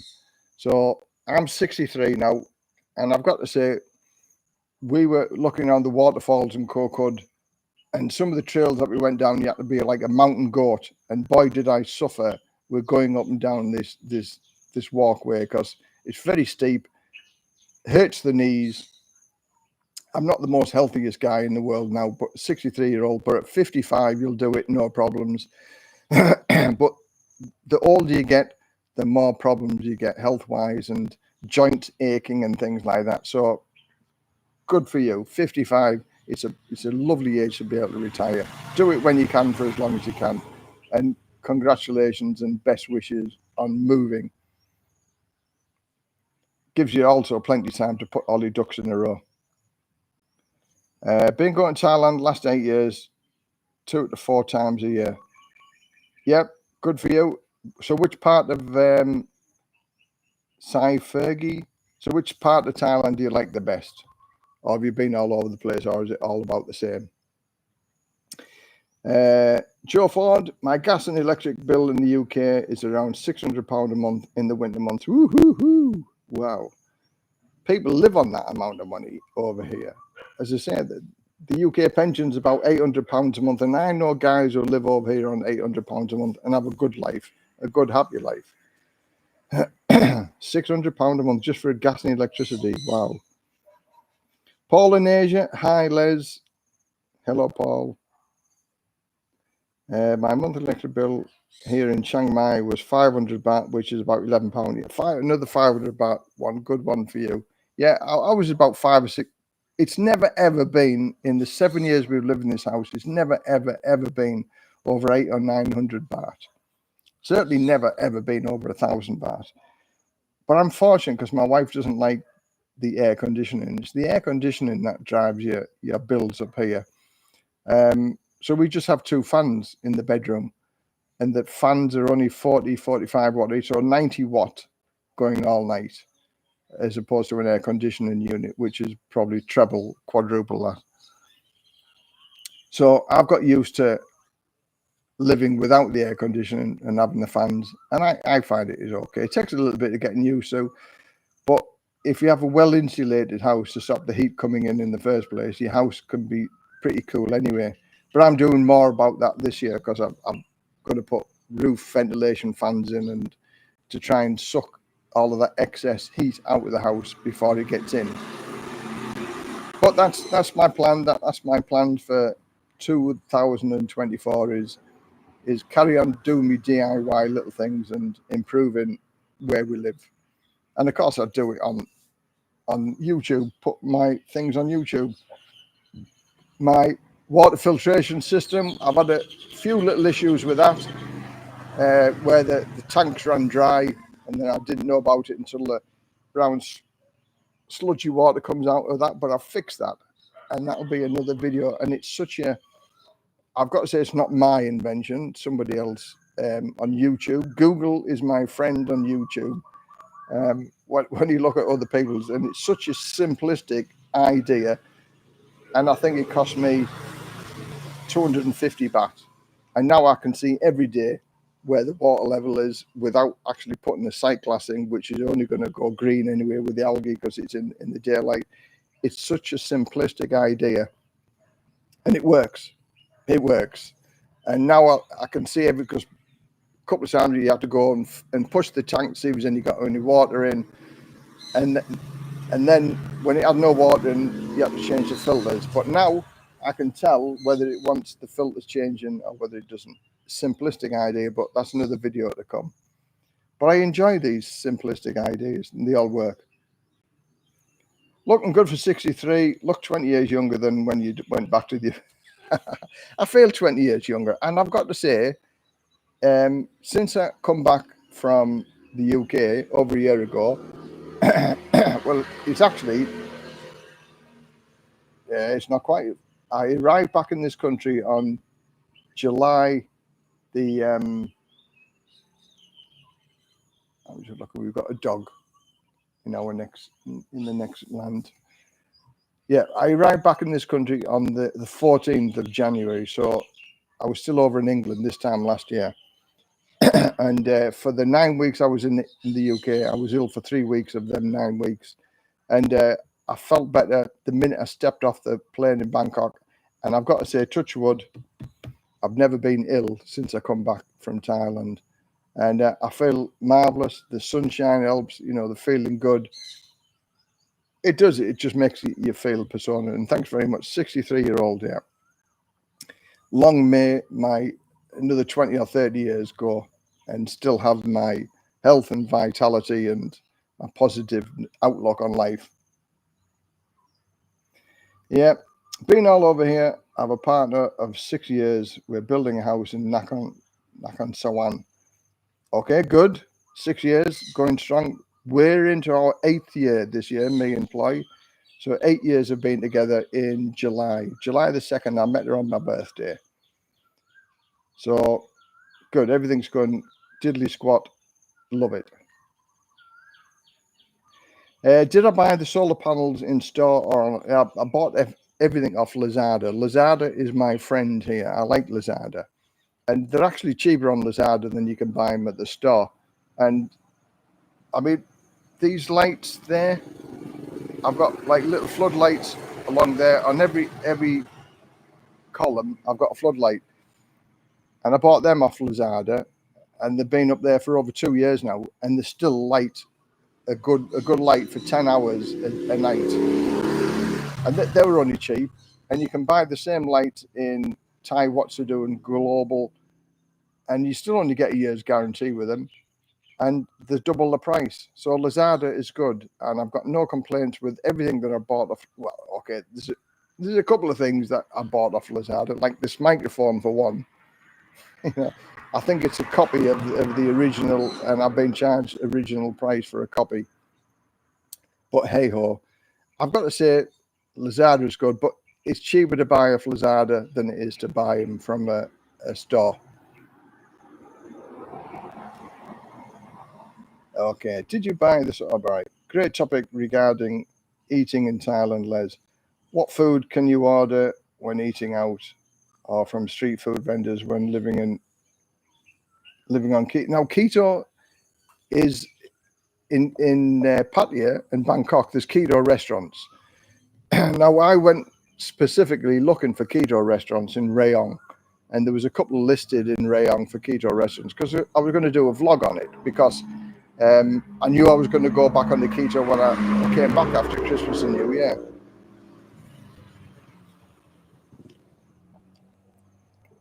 but both the keto restaurants are closed. So there's actually in Rayong, there's nothing to do with keto. The closest place is in Pattaya. But for ordering keto food, there are several places online that you can order the keto food, and they will deliver the keto food for you. But again, that's much more expensive. But you just do a batch cooking. If you get one of these, which I'm saying, the ketogenic lifestyle, not a diet. That's great. That tells you all about the keto. And that one there, the keto air fryer, that's a very, very good. We're buying an air fryer next week when we go shopping, because I'm going to do a few air fryer ones. 5 ingredient cookbook for keto. And that one, 30 keto meals in 30 minutes. It's so easy to do. And I'm not a cook. I'm not a cook at all, but I've learned how to do it. And you just do a batch meal. So you just shove it in the fridge. And eventually when you're on keto, and after a week or 2 weeks you're on it, you only need to eat one meal a day. So it actually saves you money as well, because you're not eating 2 or 3 times a day. The keto ingredients are a little bit more expensive because of the butters and the creams and things like that. But when you add it all up, it does 2 things. It saves you money, and it also reduces your waistline. And you feel healthier in yourself once you've done it. One of my favorite desserts is called the keto fluff, and it's like a cheesecake fluff, but it uses cream, and it uses Philadelphia whipping cream and Philadelphia cream cheese, and then some 0-calorie sugar, which I get in the little strips. And also you can put cocoa powder in it and vanilla essence. And it's just like, it's to die for. It's just like a cheesecake, but without the biscuit. But you can actually make a fake biscuit base, but I'm not into that. I just like eat the cheesecake, just as cheesecake. And that works out about 50-55 baht per portion. So it's quite expensive, but it's beautiful. It tastes just like, wow. And with that, you can put peanut butter in it as well to give you a different flavor, different taste. Cocoa powder, which gives it a chocolatey taste, and like vanilla essence. And I've got to say, that's probably one of my favorite desserts that I do. The meatballs that you can cook just taste like IKEA meatballs, and with the gravy sauce that it makes it's just like eating the stuff out. If you like IKEA meatballs, there is. So these are all the recipes that you can cook through these books. And again, I'll do a little plug on it for those people that haven't seen it before. If you want to buy some of these keto books, just send me an email, and I'll send you it's like PDFs for the ebooks. And if you enjoying it, it's $1 per book, so $3, which is the minimum for buying me a coffee. And I'll send you these ebooks, and if you enjoy it, then you buy me a coffee. So you get them for free in the first place. And if you get good value and you enjoy it, just buy me a coffee for $3, and then everything's fantastic. But you won't get spammed. You won't get any emails, buy this, buy the other.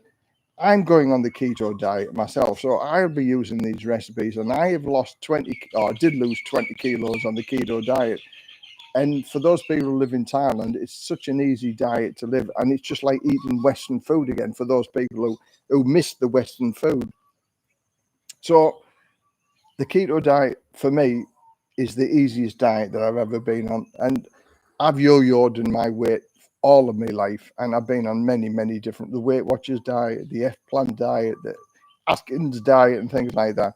And I've got to say, the keto diet for me is the best diet and easiest diet for me to be on.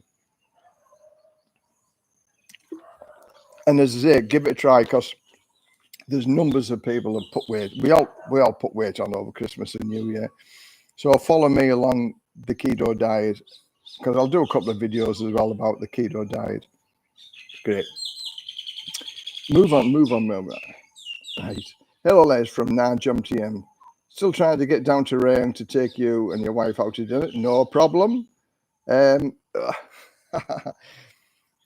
that's the problem, as I say, when people say, I'll take it out for lunch. When you're on the keto diet, it's so easy to come out of ketosis if you eat a Thai meal and something like that, because it might take you out for 2 or 3 days on the keto diet. So, but if you and thanks very much for the offer to take out for a meal, but tuna salads, you can eat tuna salads, stuff like that. So there is foods that you can eat on the keto diet when you go to restaurants, but it's just more and more difficult because Penang curry, green curry, massaman curry, they're probably my 3 favorites, and pad kaprao, but they just put loads of sugar in all of them products. So and to eat it without the sugars in it, you can tell the difference. So anyway, but Jomtien, I like Jomtien. I lived in Jomtien for 2 years and I loved it. Hello, I'm new to this channel. Hi, my name's Chris from the USA. Hi, Chris. Welcome to the channel and thanks very much for joining us. I've done over 400 videos on all sorts of subjects, from divorce to relocation to getting married, Thai girlfriends, visas, renting, buying a house and things like that. So you can spend easily the next year just looking at my video content. And as I said, over 9,000 subscribers now. So the channel's building and I've got something to say. And there are many people who follow me and just listen to the advice, and I've helped many people relocate to here in Thailand. So I cover a bit of everything. So welcome to the channel. Thanks very much, and subscribing, and may you be happy in 2024 and make the move to Thailand. Thanks very much for joining us. So Chris, so are you thinking of leaving America and coming to live here full time in Thailand?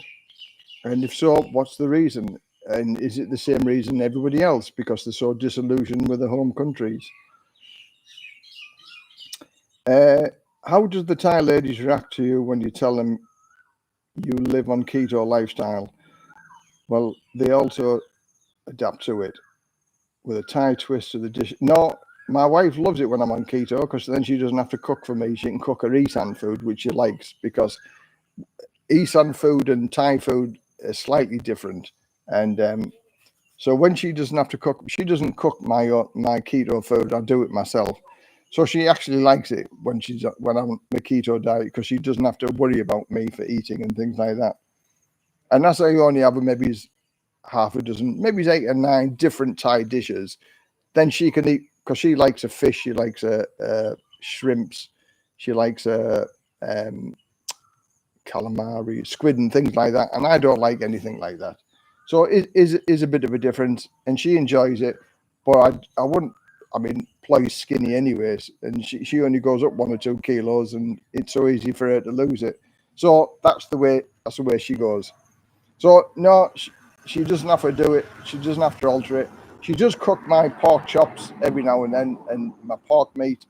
Occasionally she'll do that, because she can make it taste 10 times better than I can make it taste. But she doesn't put added sugars in, because she knows I don't take sugars anymore. Great channel. Thanks very much. Good friends with sexy bar owner.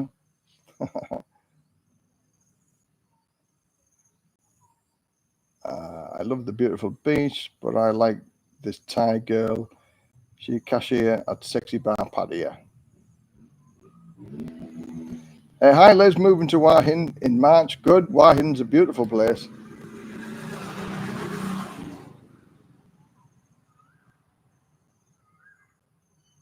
Yeah, Hua Hin's a lovely place. It's a little bit more cosmopolitan than here in Rayong, but everything is a little bit more expensive in Hua Hin as well. But they've got a lot to offer. The night markets are good, and there's another 3 or 4 kilometers outside the normal night market. I forget what, but it's some other market. We go there, and there's live bands and entertainment on Thursday, Friday, Saturday, and Sunday. It's a brilliant atmosphere, with the live bands on and gentle music, and the food that you can eat there. It's just like wonderful. It's just like holiday atmosphere all the time. And Hua Hin has got a lot to offer as well for entertainment, and it's got the bar culture. You know, it's there if you want it, but it's not in your face like Pattaya is. So Hua Hin I mean, the king has his summer residence in Wahin, so it's well looked after and it's very safe to go to Wahin. So you'll enjoy it. Very, very nice. Happy New Year to you and your wife, Les. Thanks very much, Dave.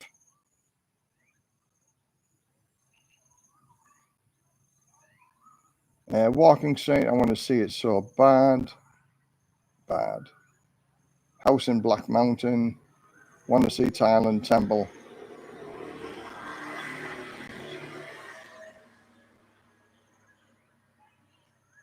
Okay, there's a few posts on there, but yeah, Walking Street in Pattaya.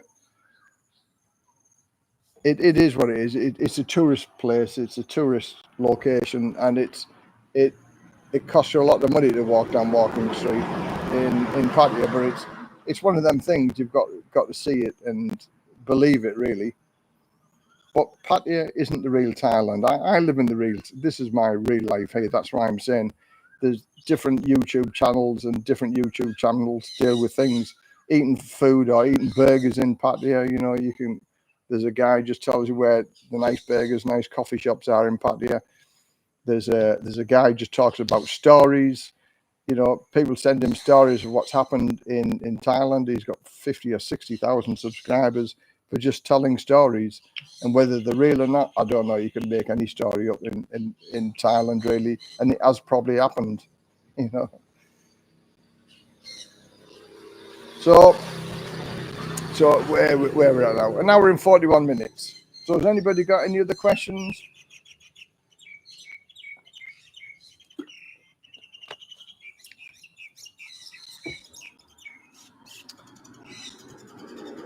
Burger, heck yes.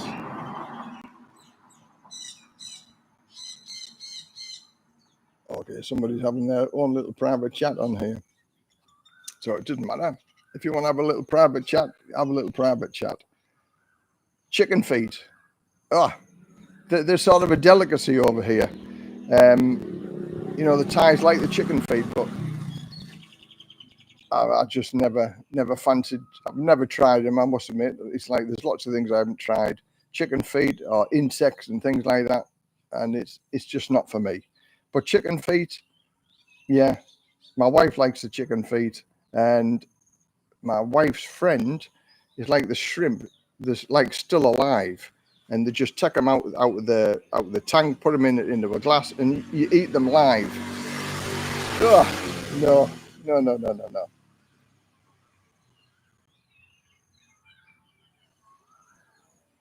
I don't understand the Thai language, but want to see it so bad. Thai language is one of its own. It's very, very difficult to learn and very, very difficult to talk. I have a few friends who have Thai wives who teach the husbands how to speak Thai, but try to speak Thai elsewhere, and you just can't get over it. You just can't speak the language. My wife is trying. She's not going to understand what you're saying, but if you try to say what I'm trying to tell you, she said they won't understand you, and that's correct, because like one word cow, it can have 5 different meanings depending on the tone of how you say it, how high, how low, how forceful, how soft you make. 5 different words for cow, and that's the same. There's many other Thai words, both, you know, different meanings on how you say it and the context. All right, let's have a look at this.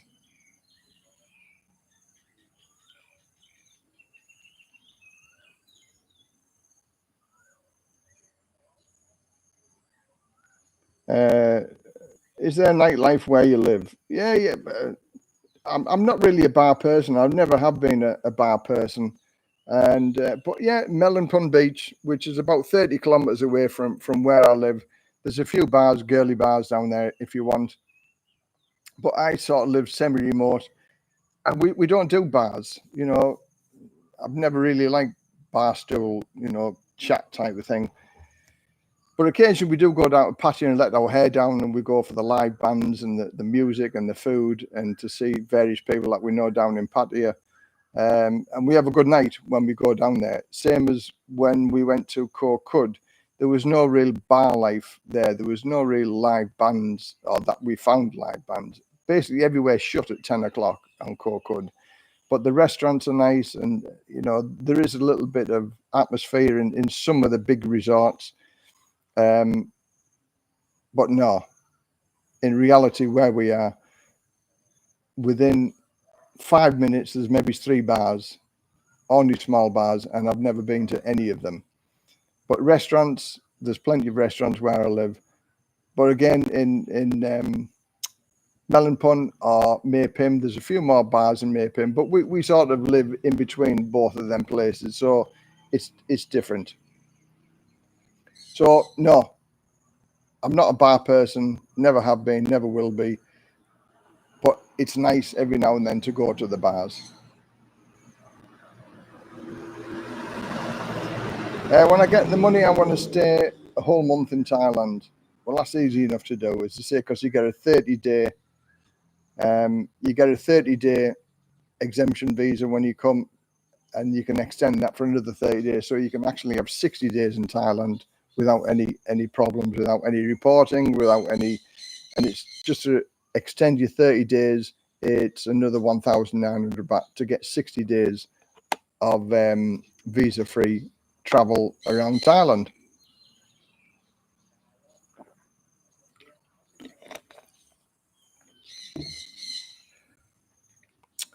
So if I get my money, I want to stay a whole month in Thailand. So yeah, that's the problem. No money, no honey. And if you don't have a lot of money, you can live on a small amount of money, but you do need some money to live on here. You can't live here on nothing.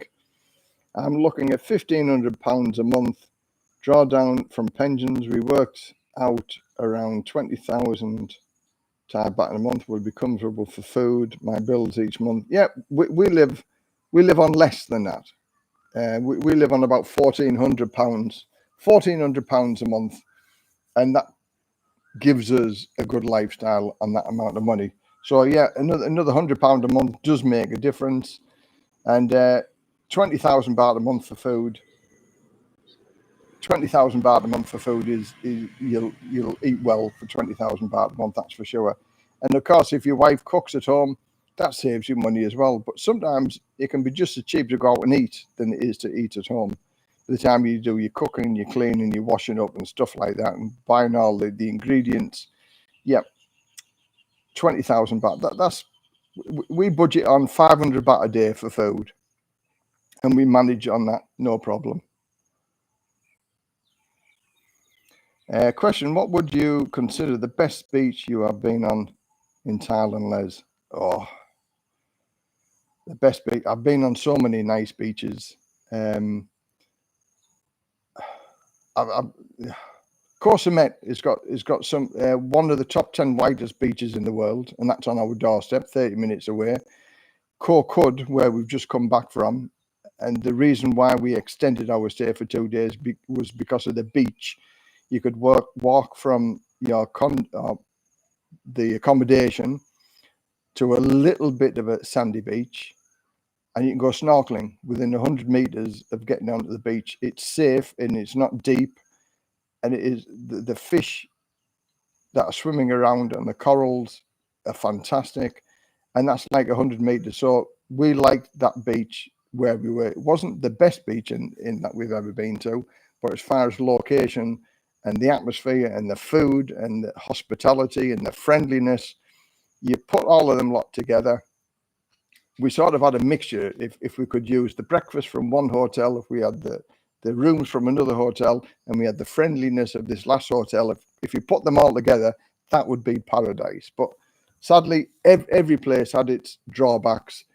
But the place that we went to, we liked because the kayaks were free and it was safe. My wife was safe kayaking in crystal clear waters, snorkeling in crystal clear waters was just brilliant, and that's why we stayed. But some of the best beaches I've been to, Koh Samui beaches are good, Phuket beaches are good. So I think some people, they have different guidelines as to what's best and what's not best. It's for atmosphere, for food, drinking, walking close to the beach, walking along the beach. there's so many nice beaches here in Thailand. Papillon man, good morning, Les. Good morning, David. How's the weather in sunny Cleveland today? Question: what about the return ticket back home? Does that need to be within the 30 days visa period, or can it be a little bit later?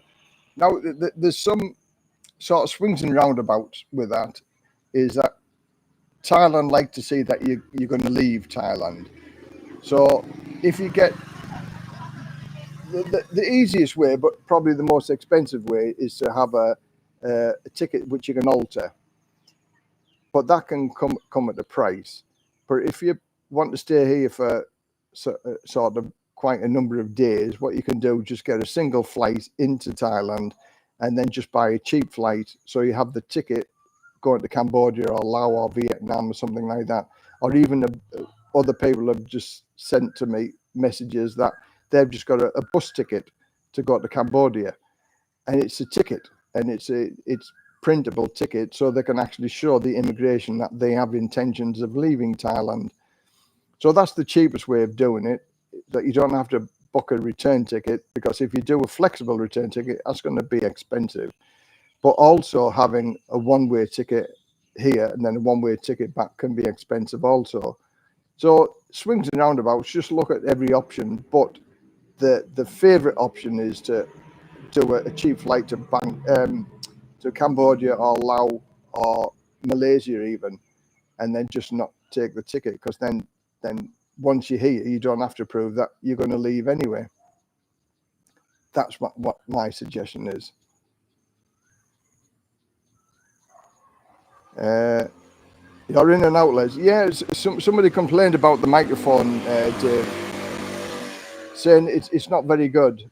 I bought this new microphone for Christmas, and it was a Lazada, and it was like a Rode microphone, and it was 40 quid. So I think they've sent me the copy and not the original.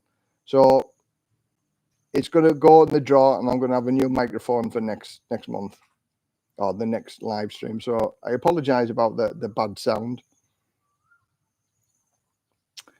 That's good to hear, Les. Cheers. Yeah, you can eat local restaurants for 700 Thai baht for us, including a couple large beers for me. Yeah, I think even in Koh Kud was actually surprised, because it's an hour away on the catamaran to get to Koh Kud. So it was quite a big distance, and they had to import all the food.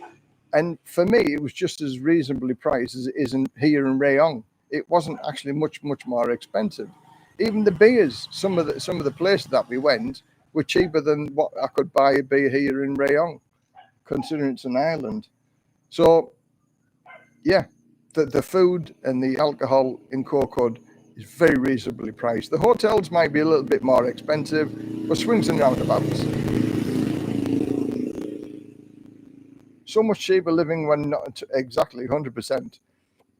That's why I chose Rayong, because it's not it's not on the tourist map, and everything. The affordability of living here, the food's cheaper, the accommodation is cheaper. You get more for your money here than you do in the tourist spots.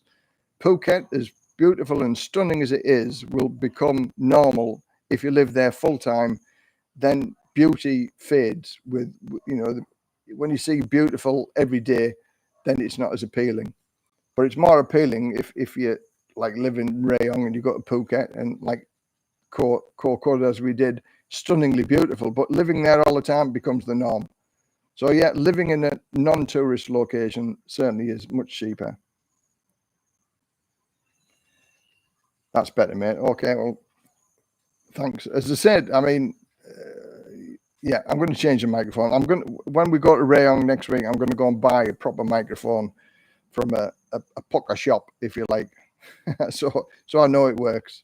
But I'm going to listen to the live stream rerun and see how bad the microphone is. It might even just be a cable that's been bent or something like that. I might have to charge or try a different cable. Who knows? It might be the genuine Rode microphone. It might be one of the cables is faulty. It might be the patch lead. So it can be a number of things, can't it? But it's 40 quid for a microphone, and if it doesn't work, then it's not good, is it? Okay, dokie, let's see. I like the channel and your advice on Thailand. Thanks very much for that. As I said, hopefully people get value from the channel.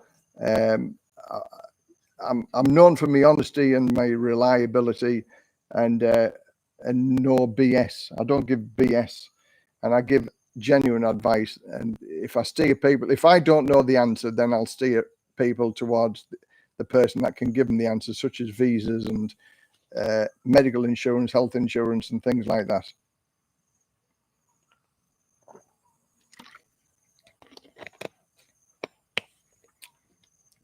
But there is, I mean, YouTube is a fantastic thing. So for me, I would say, for those people who are thinking about coming to Thailand, listen to a few of the YouTubers, listen to what they have to say, make your own mind up. But once you've listened to all of the information, then you can make your own mind up. And I'll give you a classic example, absolute classic example of the information that I give to one particular guy, and the result of it not listening to what I have to say. And not just me, but about other people as well. You made new friends. Thanks very much for that. Some say it's easy to get depressed living in rural Thailand due to the lack of English-speaking people around. How is that in your area? Well, again, there's plenty of English people here. We have a brunch club every week. You know, between 6 and 12 of us put the worlds to right on a, you know, when we went to Koh Kud, there was a group of us went for 3 days. So we had a big group for Christmas and for 3 or 4 days in Koh Kud. So we have a good expat community here. I've always got English people to talk to, but there's a couple of friends that I talk to on YouTube who live in rural locations, and they're bored because they haven't got any other English people. So that is a big factor to think about, whether you want to live in a rural Thailand or not. But anyway, getting back to this advice, and I'm going to give you a story about this guy, and it's a genuine story because I don't make these stories up.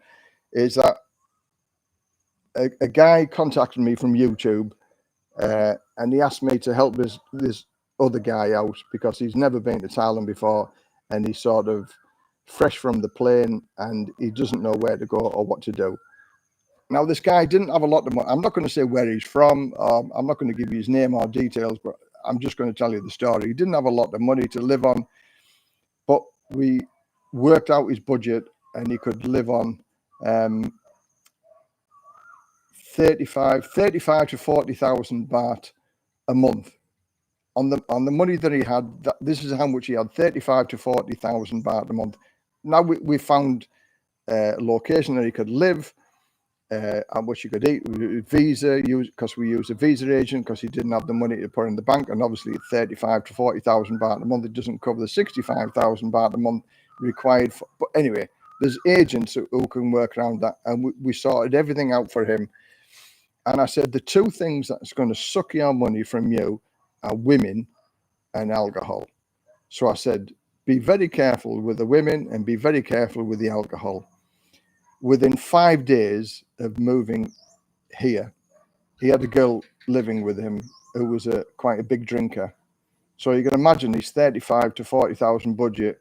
In his first month, he spent 87,000 baht in his first month, because he had a little bit of savings in that as well. And he said to me, he said, Les, he said, you said 35, 40,000. He said, 87,000 baht I've spent this month. 87,000 baht. I said, well, what have you spent it on? And he said, I've done this, and she wanted this, you know, she wanted that, and I had to pay the school fees for her son, blah, blah, blah. And he just, yeah. I said, well, what did I say? Alcohol and women. And the woman was a big drinker anyway, so he used to go and pick her up because she used to serve food at an establishment. And the bar used to say, oh, here's your girlfriend's bar bill from last night. He said, well, I wasn't with her last night. He said, but you were with her part night and you went home early. So he said, this is your girlfriend's bar bill. So he paid the bar bill. And he used to drink and drive also. And I said to him, "You're stupid for drinking and driving." And he wasn't from UK, put it like this. He wasn't from the UK, so he wasn't totally au fait with driving on the wrong side of the road as we do in Thailand, like we did in the UK. So, in a drunken stupidity moment, whilst he was drunk, driving his motorbike, he was on the wrong side of the road and he had a collision with another vehicle.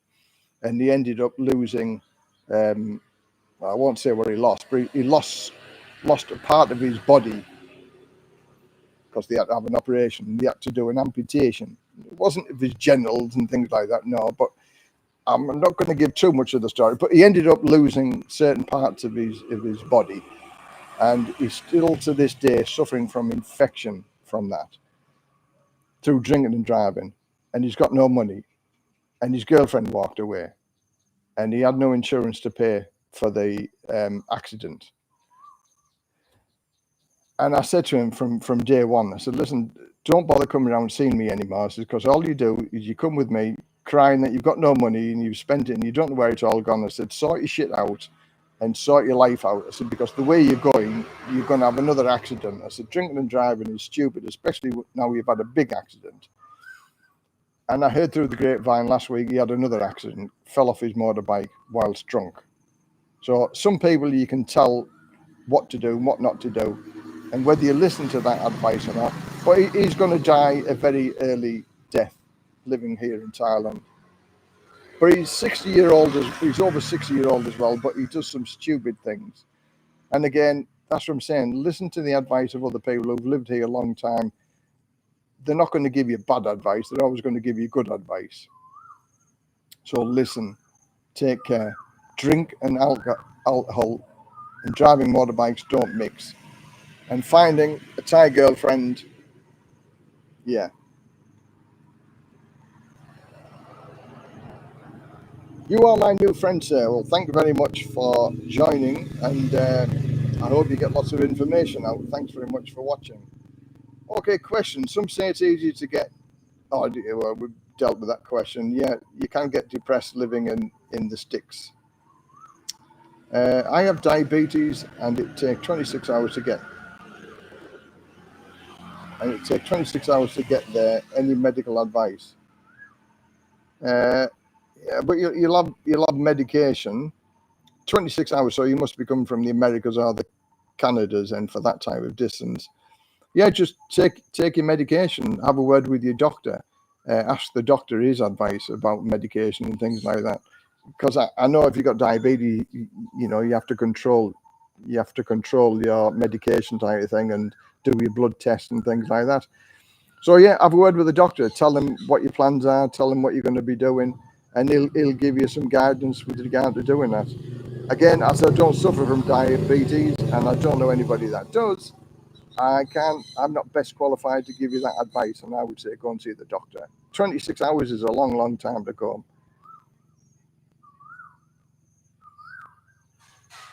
Steady Eddie's just moved over there. He's got two YouTube channels, Steady Eddie. Not my cup of tea, to be fair. But you know, he's got a big following. He's got two YouTube channels, and the second YouTube channel is on about doing live stream and things like that. But he was very inebriated the other night when he was talking about his YouTube channel. He sort of repeated himself. It just came up on my feed. And Steady Eddie, I've seen his videos. Not my cup of tea. And there's a certain amount of people that will follow him, and good luck to the guy. You know, he's come over here. I haven't seen his video. I've left the UK, and I'm never ever going to go back, because I'm sure it's for exactly the same reasons that I've said that I'm not going to go back to the UK. Who knows? But he's not my cup of tea. But good luck to the guy. He's living over here. But you know, he's another guy who likes his alcohol. How much can I expect to pay an agent for a marriage visa and to open a bank account? Well, a marriage visa is quite a difficult visa to obtain.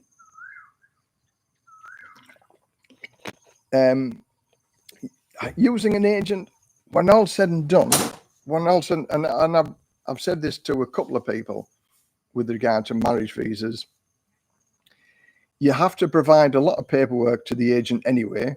So you're already halfway through the process because you've obtained all the paperwork. My suggestion would be to go to the immigration department, tell them what you want to do. They will tell you exactly what you need to do and what paperwork you need to require.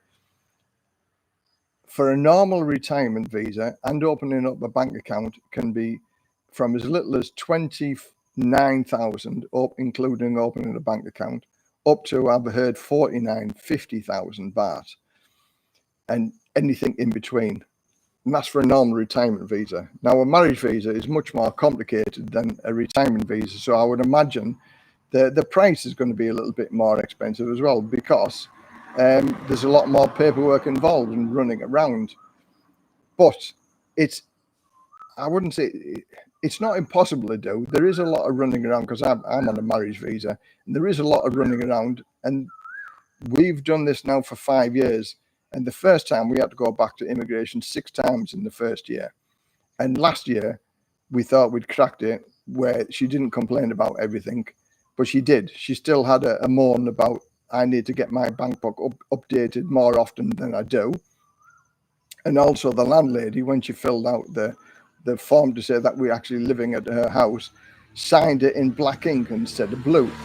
So we still didn't get away totally scot-free, but we didn't have to go back to immigration this year. This is the first year of, 2023, July 2023. It was the first year that we didn't have to go back to immigration at least twice. So we're happy with that. But immigration, a lot of people are scared of immigration department because, they're fearful of them. They're there to help you. That's what they're there for. They will save you a shitload of money by giving you the advice that you want. And in reality, having a marriage visa, the criteria is a lot less than the retirement visa. You only need 400,000 baht in the bank or 40,000 baht a month coming into on the income method. So it's cheaper to do it yourself, without a doubt. Opening a bank account, now that's a different situation. It's more and more difficult to open a bank account now than it was, and that's because of the Ruskies. The Ruskies have created lots of problems with regard to opening a bank account. So I would use an agent, but that can cost you up to 5,000 baht to use an agent to open a bank account. But it's much easier than going around 20 different locations trying to open up a bank account. So that's my advice. That's what I would say. Do it yourself. Go see the immigration officer.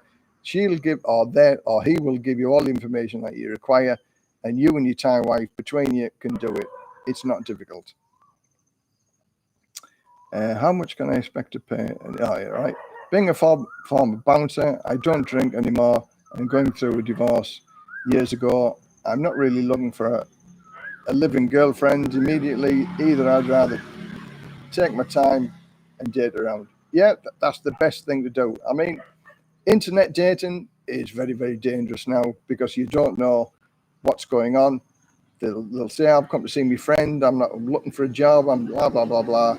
Because a lot of the girls now probably earn a lot more money online than they ever did working in the bars. So it's actually become a lot more difficult to find a girlfriend now in Thailand, a truthful girlfriend, that is, and because they're full of lies as well.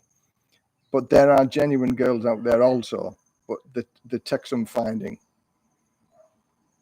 Yes, I completely agree. I have a feeling Steady Eddie might be back in the UK within 6 months. I think he just wants to bang that girl's. He looks lost. He looks lost lamb in that drunk video. Yeah, he did. He repeated himself 3 times, about his channel. I'm not committed. I don't want to commit to do this. I don't want to commit to do that. He said, it's my other channel, but I want this for live streams and things like that. So, yeah. But again, I don't wish the guy any bad feelings, and I hope he makes it. I hope he does what he wants to do. He's just another guy who wants to live in Thailand. I'm running behind on here, Les. The weather is crap in Thailand, but it's a lot worse in the rest of the country with massive flooding going to move forward now to catch up in real time. Okay, thanks very much, Dave, for dropping in. Yeah, I've seen lots of flooding in Thailand. Lots of flooding in the south of the UK. Well, I mean, yeah, the weather's changing, isn't it? And, you know, flooding isn't a good, because I've been to plenty of floods again in my job. When I was a firefighter, we went to many floods, and it's heartbreaking to see, you know, people's lives destroyed, and sometimes more than once. Yeah, let's have a look. I'm running. You can get a letter from your embassy in Thailand to open a bank account, then just get a visa when you're your hometown and come over here and do an extension on the base of being married. Yeah. I mean, if you're in England, I just assumed that you're in Thailand already. So, yeah, that is. There's many ways of doing it, but it's difficult to open one up once you're in Thailand.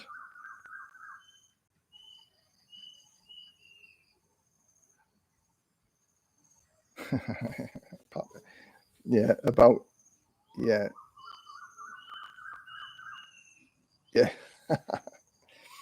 Steady Eddie, yeah, Steady Eddie. When he's had a few beers, is not Steady Eddie anymore. But again, I mean, as I said, the guy Thailand bound, he was a heavy drinker as well, and he's coming over to Thailand. Well, he lives in Thailand now, but I think he's fell off the wagon a couple of times over here as well. It's so easy to do. For me, if you have an alcohol problem in your home country, the chances are you're going to have an alcohol problem over here in Thailand as well, because, you know, drinking over here, I'm taking these because you're getting the reflection of my screen.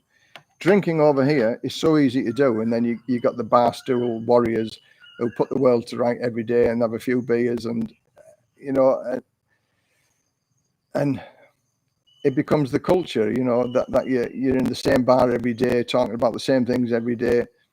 I stay well away from that. I mean, my time here goes by 24. I could do with 48 hours a day some days, just to get everything in. I'm never ever bored. I've always got something to do. I've always got things going on in my life, and it's all good. I don't mix with the naysayers. I don't mix with the glass half empty all the time. I stay away from negativity. I stay away from negative people, because why would you try to, you know, negative people are just, you know, if they're at my age, 50 or 60-year-old, they've been negative for 50 or 60 years, so you're never ever going to change them. So just stay away from them, you know, just move, you know, find a different friend. Because I just deplore negativity, you know. You can have a good life here and a sensible life here, but you can also, if you're a negative person, you can have a crap life here, because negativity breeds negativity, and you're surrounded by negativity or negative people. But I'm a glass half full all the time, you know. I look at positive things, and you know, even at the worst of things, you know, there's positivity in everything. So that's my advice: be a positive person, do something about it. And for those people who want to make the move over to Thailand, do it. You know, look at your options. There's always a way of doing it. Like I've said in previous statements, we all know how much money we have, but we never know how much time we have. And time is one thing in life that you cannot buy back. So do what you can, while you can, when you can, as long as you can. And that case is being retired. Do it for as long as you can and when you can. You don't need a lot of money, but work your budget out, how much money you do need to live on. And it is, as stated here, you can live on £800 a month here.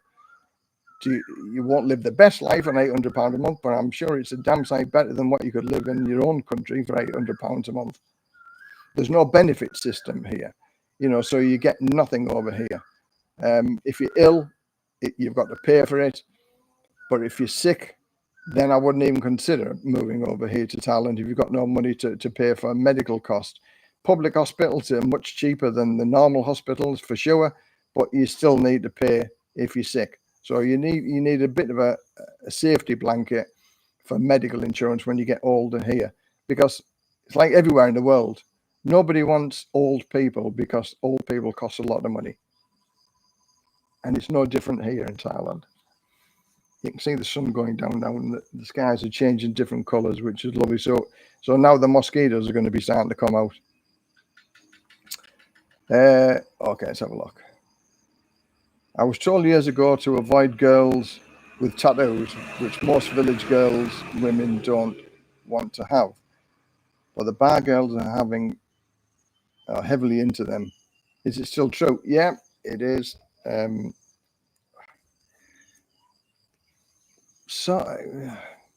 Yeah, I don't like tattoos. I don't like. I've got no tattoos on me at all, and the girls, it's sort of a badge of honor, really, for some people by getting the tattoos. And some of the girls are just heavily tattooed, and for young girls, it might look lovely on them, but when they get to like 60 or 70-year-old, it's just not looking good at all. And I would say stay away from tattooed girls. They can still be nice girls, even with a tattoo. But the likelihood of you finding a better girl with no tattoos is more favourable than finding a girl with lots of tattoos. Because if they've lived the village life, then that's great, because they're already better than the girls who lived in the bar scene for years upon years. And some of the girls have been there for years. But some of the Thai girls are very clever also. And they all have a shelf life. And some of the clever, smart Thai girls will use that as the advantage. They'll be able to buy property, they'll be able to buy laundrettes, they'll be able to fleece money out of guys, and they'll invest that money. Some of the other girls will just use it for drugs, use it for drinking, use it for partying, and they'll think it just goes on forever, but it doesn't. Every girl in Thailand has a shelf life, because every year there's prettier girls, newer girls coming in under the scene, which will then force them out, and they'll be on the shelf. And for the clever girls who've never used their assets to make money, to live a better life when they get older, they'll pay the price for it when they get older, that's for sure. So I can't really give advice as to where you get a good girlfriend or whether you're not, whether a country girl is better than a bar girl. But don't knock all the bar girls. There's many good bar girls without tattoos also, who just want a nice foreigner to take care of them for the rest of their life. And I'll use this analogy. If you get a girl that's just joined the bar in Pattaya, who lived in the middle of a village in the middle of Thailand, where no foreigner is ever going to go, even if you met them on the internet and they live in the village, in the middle of nowhere, not even a 7-Eleven or a bar, would you travel up to that village on the thinking, I'm going to see them, because they might not be able to speak very good English? So are you going to travel 4, 5, 6 hours to go and see them? The likelihood is not. So they have to put themselves into the marketplace to hope that they find a guy that's going to take care of them for the rest of their lives. So that's my little retort with regard to those people who say all the bar girls are bad. All the bar girls used to be nice girls at one stage, and it's only time and bad feelings that make them into the bad girls in the first place. So there's good amongst the bad, no matter where you are in the world.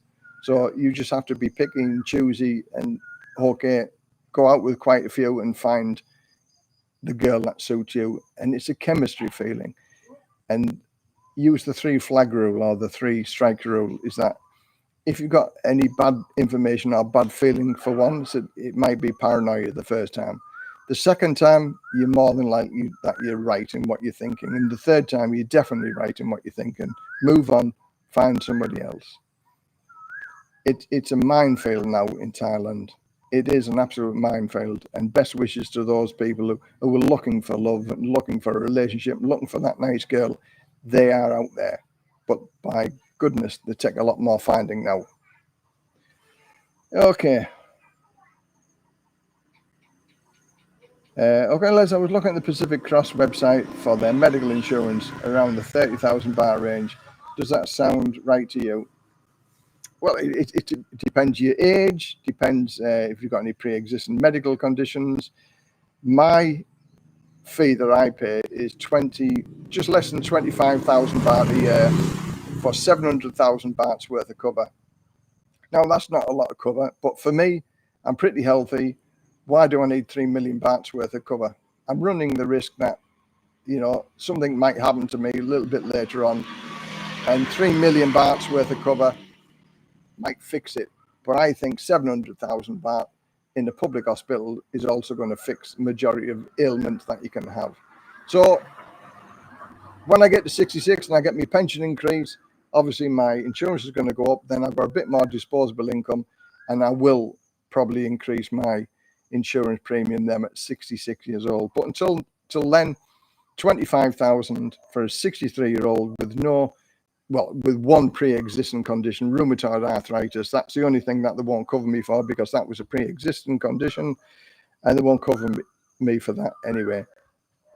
But I've been told by Loic that actually they might cover me, because I've never made a claim on rheumatoid arthritis for over 7 or 8 years now. So that may cover me again, but I need to look at that. So I'll have a look at that this year and see where we go from there.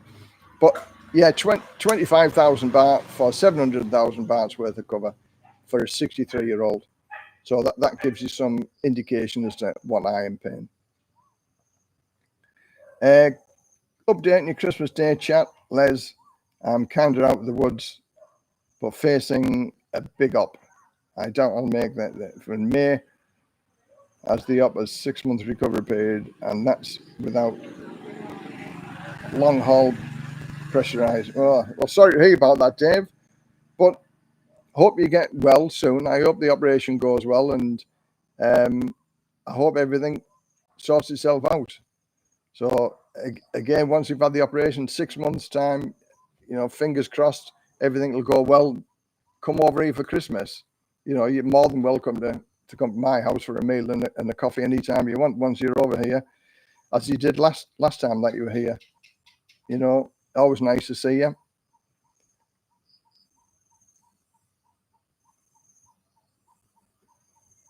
Back end of the end. Yeah, always good to see you, Dave. As I say, age, problems. We all get age problems. When we get older, things start to go wrong and things like that. So we all think it's never going to happen, but that's what I'm saying. One day it may happen, or it will start to happen. That's why you need, for those people who are watching, retire as soon as you can, for as long as you can, when you can.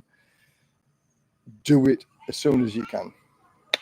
So, okay, any more questions? We're into 2 hours and 22 minutes.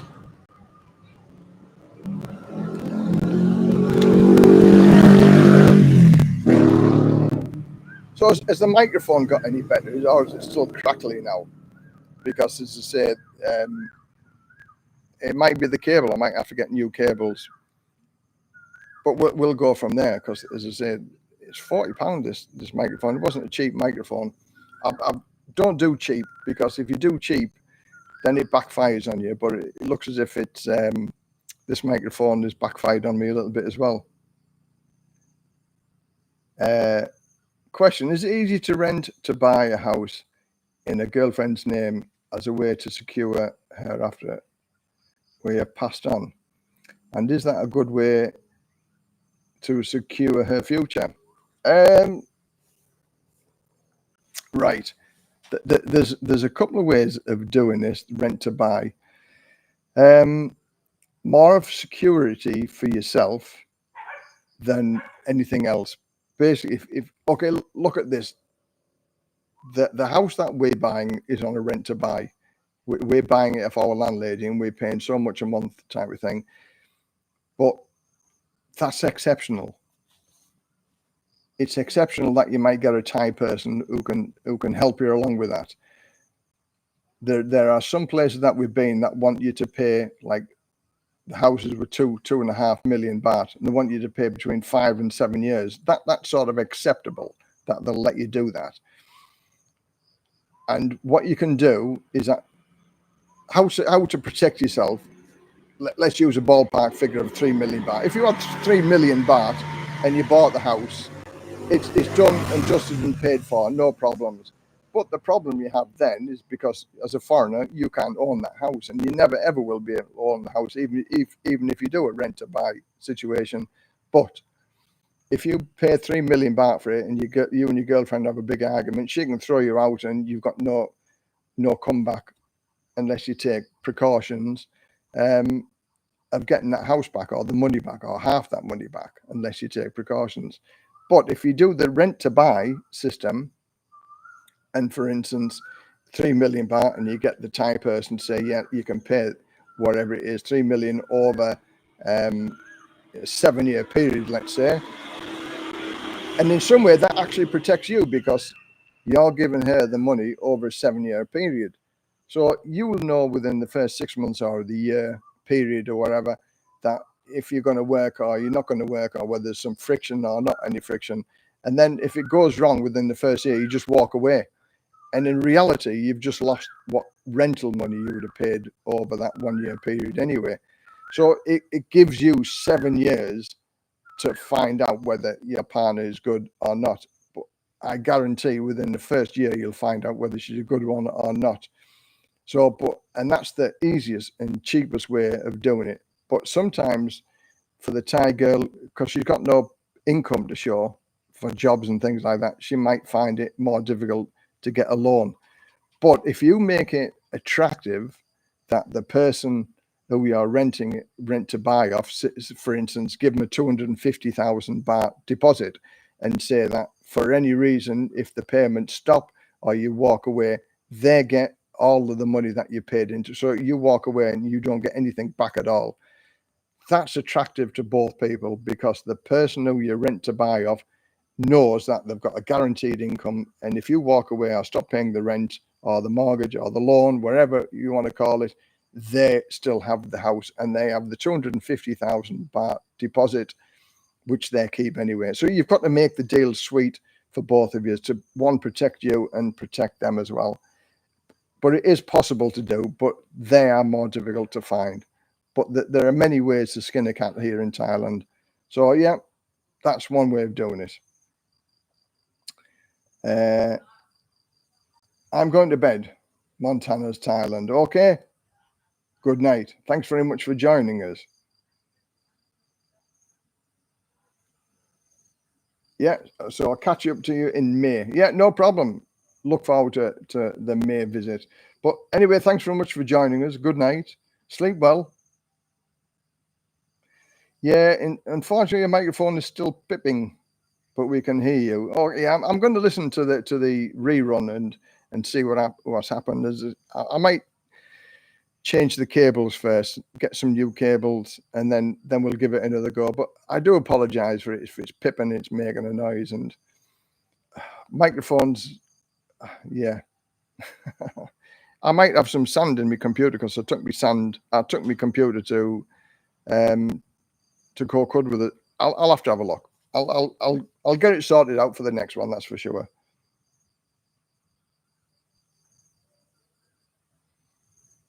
Yeah, the big plus is take out the part along it's got emphysema, which is the same area.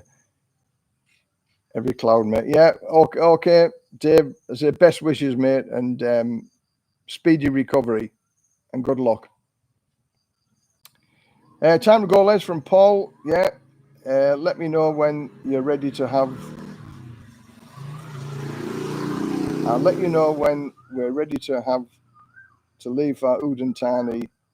I've taken your advice on board, and I'll let you know if I get on. I might pop up to that mug in person. Thanks very much. Yeah, let me know. It's always interesting to know how people have got on with the advice that I've given. I would say 90% of the people, it's been successful, but there are some occasions where it hasn't worked properly, but I've redirected it with somebody else, and one way or another, the problems have been solved. I've never had anybody yet in the few years I've been doing this come back and said everything's failed. There's always a solution to every single problem here in Thailand. It may not be the best, but sometimes, you just have workarounds. And then once you do your workaround, you know, like for instance, people don't want to use agents, but sometimes if you haven't got the money, you haven't got the funds, using an agent is the best way. And there are ways and means of getting around using an agent. So the following year, you don't need to use an agent because you can show what the immigration people want. But again, it's a workaround, it's a legal workaround, and it is probably more legal way of doing things than using an agent. So there's workarounds for everything.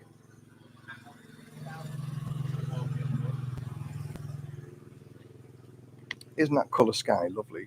Like a purple haze. So the sun rises up over there and it sets over there. So usually on the morning I'm sat here with my cup of coffee, 6 or 7 o'clock, watching the sunrise, and it's beautiful. And it's nice and warm. Fantastic. It's a fantastic life living here in Thailand. I know I sing its praises all the time, and it is a lovely place to live. Okay, let's know that. I will not be able to provide a widow's pension for my girlfriend from my country.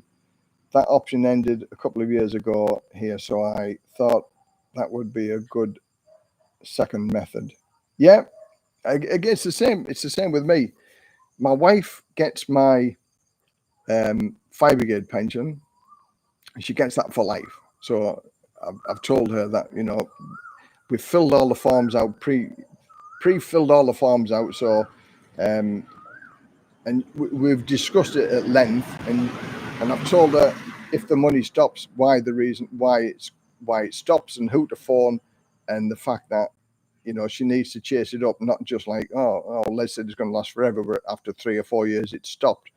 And she wouldn't have questioned why it stopped. She'd just think, oh, that's it. But there's a reason why it stops, and that's a proof of being alive, and also change of circumstances. They want to know that, one, you're still alive, and two, that you're not married or change of circumstances. Then they'll carry on paying for a number of years. But if she didn't know that, then she would have just assumed it stopped, because she's not very good at writing English or reading English, but although she's good at speaking English. So at least she can ring somebody up on the telephone and find out the answers. But without discussing this with your partner, you need to be frank and upfront, and because you're not there to ask anymore once you've passed away. So you need to get all your ducks in a row. So when you do curly toes up and you leave this world, they don't have the same struggles that could have been so easily avoided had you discussed this before you curled your toes up. But I've done another video about that. Are you ready to die in Thailand? You know, we all know we're going to die one day.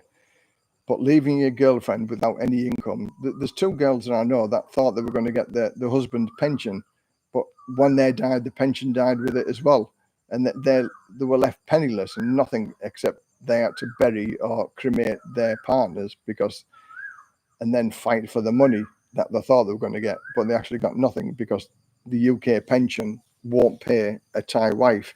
But if she was European, then they'd get some income. But because they're Thai, they don't get nothing, which is totally and utterly wrong, because we paid into the pension system for so long. Who does it matter whether you marry a Thai person, a Japanese, Chinese, European, or whatever? A wife is still a wife. But the UK government look upon it differently. Again, that's another political hot potato.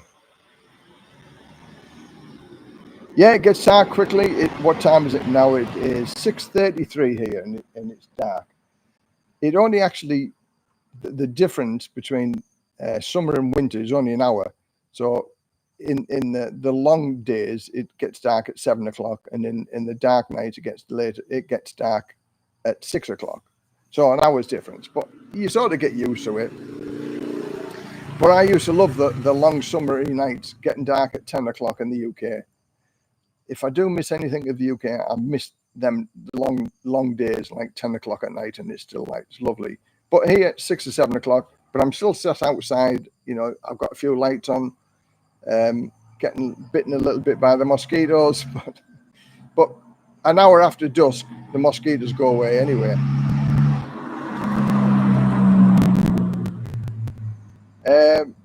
Which would you prefer, a house or a condo that she could rent out?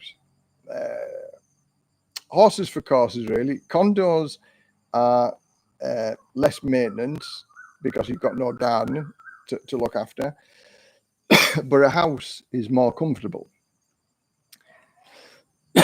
Now, a condo, there's maintenance fees also to pay if you own a condo, and the cheapest that I've seen somebody have a 1.2 million baht condo in Jomtien. That's 47 square meters, which isn't very big, and their maintenance every month is only 800 baht a month. Now, I've seen other condos where the maintenance per month is 3,000 to 4,000 baht a month. So looking into the maintenance fees of a condo, when you actually, if you're looking into buying or selling a condo, is the maintenance charges every month. Whereas a house, there's no maintenance charges to pay, but there's upkeep to pay because everything at one time or another is going to need fixing. The garden needs to be kept clean and tidy and things like that. So the swings and roundabouts for both.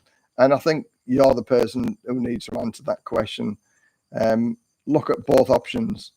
A house is easier to sell than a condo, but a condo, it can also be difficult to sell because of the, for instance, if you buy, let's say there's 100 condos in a unit, in a building, 51% of them condos have to belong to a Thai national, and the other 49 can belong to a foreigner. So if that balance is wrong, you can't sell to another foreigner. You can only sell to a Thai person. So that's another way to look upon it with a condo, is that it still may be difficult to sell to another foreigner who might want to buy or pay that price. Whereas a house, a foreigner can't own, but there's ways and means of getting a 30-year lease on the house to protect yourself more than anything else. But a Thai person, your wishes are going to go to your Thai person, so your Thai person will be able to sell it to anybody. Swings and roundabouts, it's something that you need to look at and be careful about.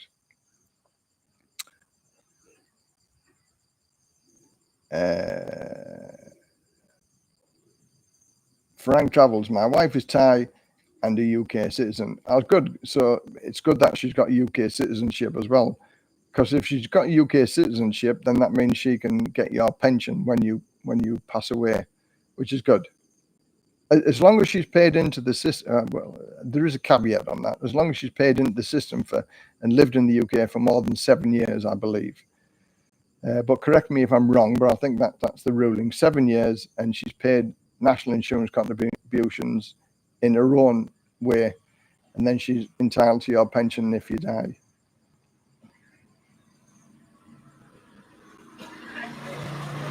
My wife, American in Thailand, my wife can receive my Social Security when she's, again, it varies from country to country. And it's like me, my British pension, because I live here in Thailand, it's not a reciprocal country. So the time that I start receiving my pension when I'm 66, because I live in Thailand, it will be frozen at that rate. So it will never go up unless I move to a reciprocal country. And the nearest reciprocal country here is the Philippines. So if I lived in the Philippines, then my pension would go up with inflation every year, or if I lived in Turkey, or if I lived back in the UK. But there are workarounds for that as well. And I've done a video with regard to that, having a workaround, because you only have to live in a reciprocal country for 180 days of the year, then you're entitled to the new pension rate. So for those people that haven't had a rise for, say, 2 or 3 years, next year it's going to be 6.7%, and last year it was 10.1%, and say a couple of years. So you're talking now about a 20% pay rise, or 20% rise in your pension. Now that's worth looking at the numbers, because the payback time when I did my work out 2 years ago was 21 months, 22 months, is to recover the amount of money it's going to cost you for flights, visas, accommodation and things like that. Because food, you still have to eat in the Philippines as opposed to eat in Thailand as well. So in reality, the hard costs are the visa, the travel and the accommodation. And payback time was 21 months. So after 21 months, you're making money after that. And now, because it's about 20%, it'll be less than 21 months. So there are ways and means of doing it.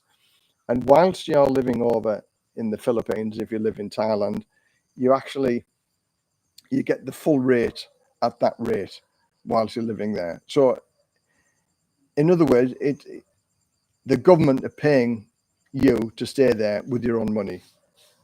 And I would sooner have a holiday with my money that the government don't get than not have it. So there's swings and so have a watch of that video, about I forget what the name of the video is now,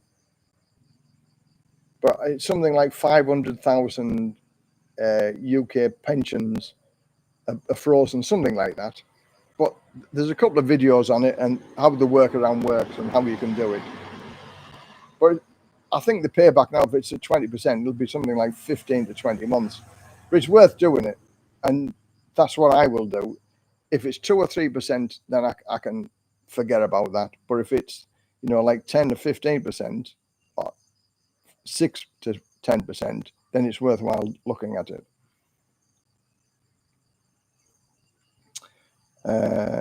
I prefer the sun every day instead of the long summer days in England. I'm originally from Durham. I like Durham. I did my training, fire brigade training at Framlegate Moor. I love Durham. It's very, very nice. South Africa, and there was only 2 hours difference between summer and winter. I miss those days. Yeah, well, living in different parts of the world comes with its own problems, good and bad. So you take the rough with the smooth. That's what I do. Rough with the smooth, and you just go with the flow.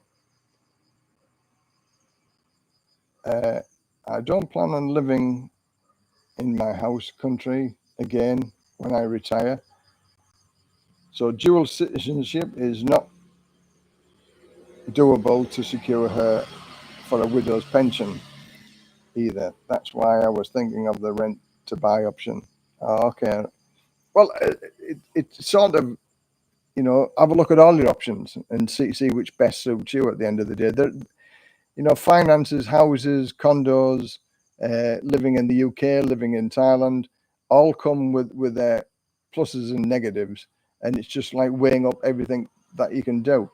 Again, I'm not a financial expert, but there are some of my subscribers, John the Accountant, which he's usually on here, but he hasn't appeared today. So he usually gives good financial advice for those people who are living in Thailand, what you can do with your money and stuff like that. So go and see an accountant, go and see a financial advisor, and they maybe can come up with some solutions. There's a workaround for everything. And, once you've got the knowledge, then it's great. But it's finding that knowledge in the first place.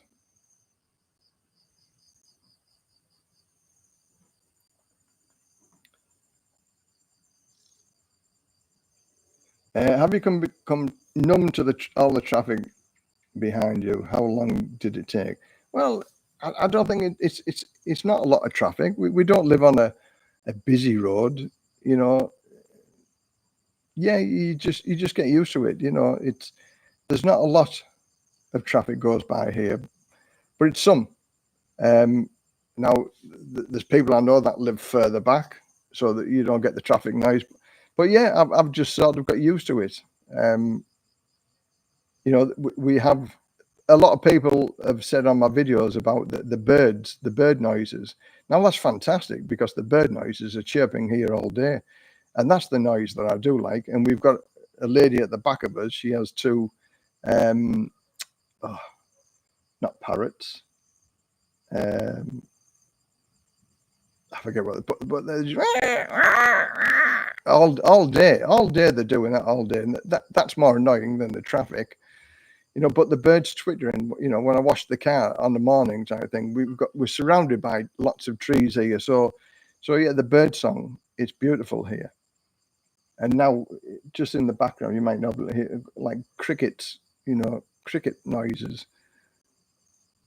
But this time of night now it's quiet. What time is it now? 6:44. So rough with the smooth. I don't like a lot of traffic noise, but I'm quite happy the way I am. Okay, so here we go. It's 2 3/4 hours now. I'm going to call that an end of the live stream.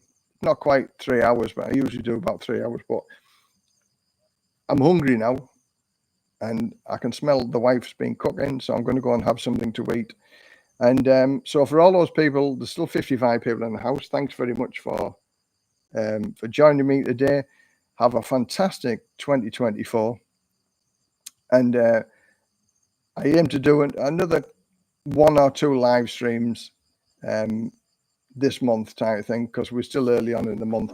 So anybody got any questions, please feel free to email me.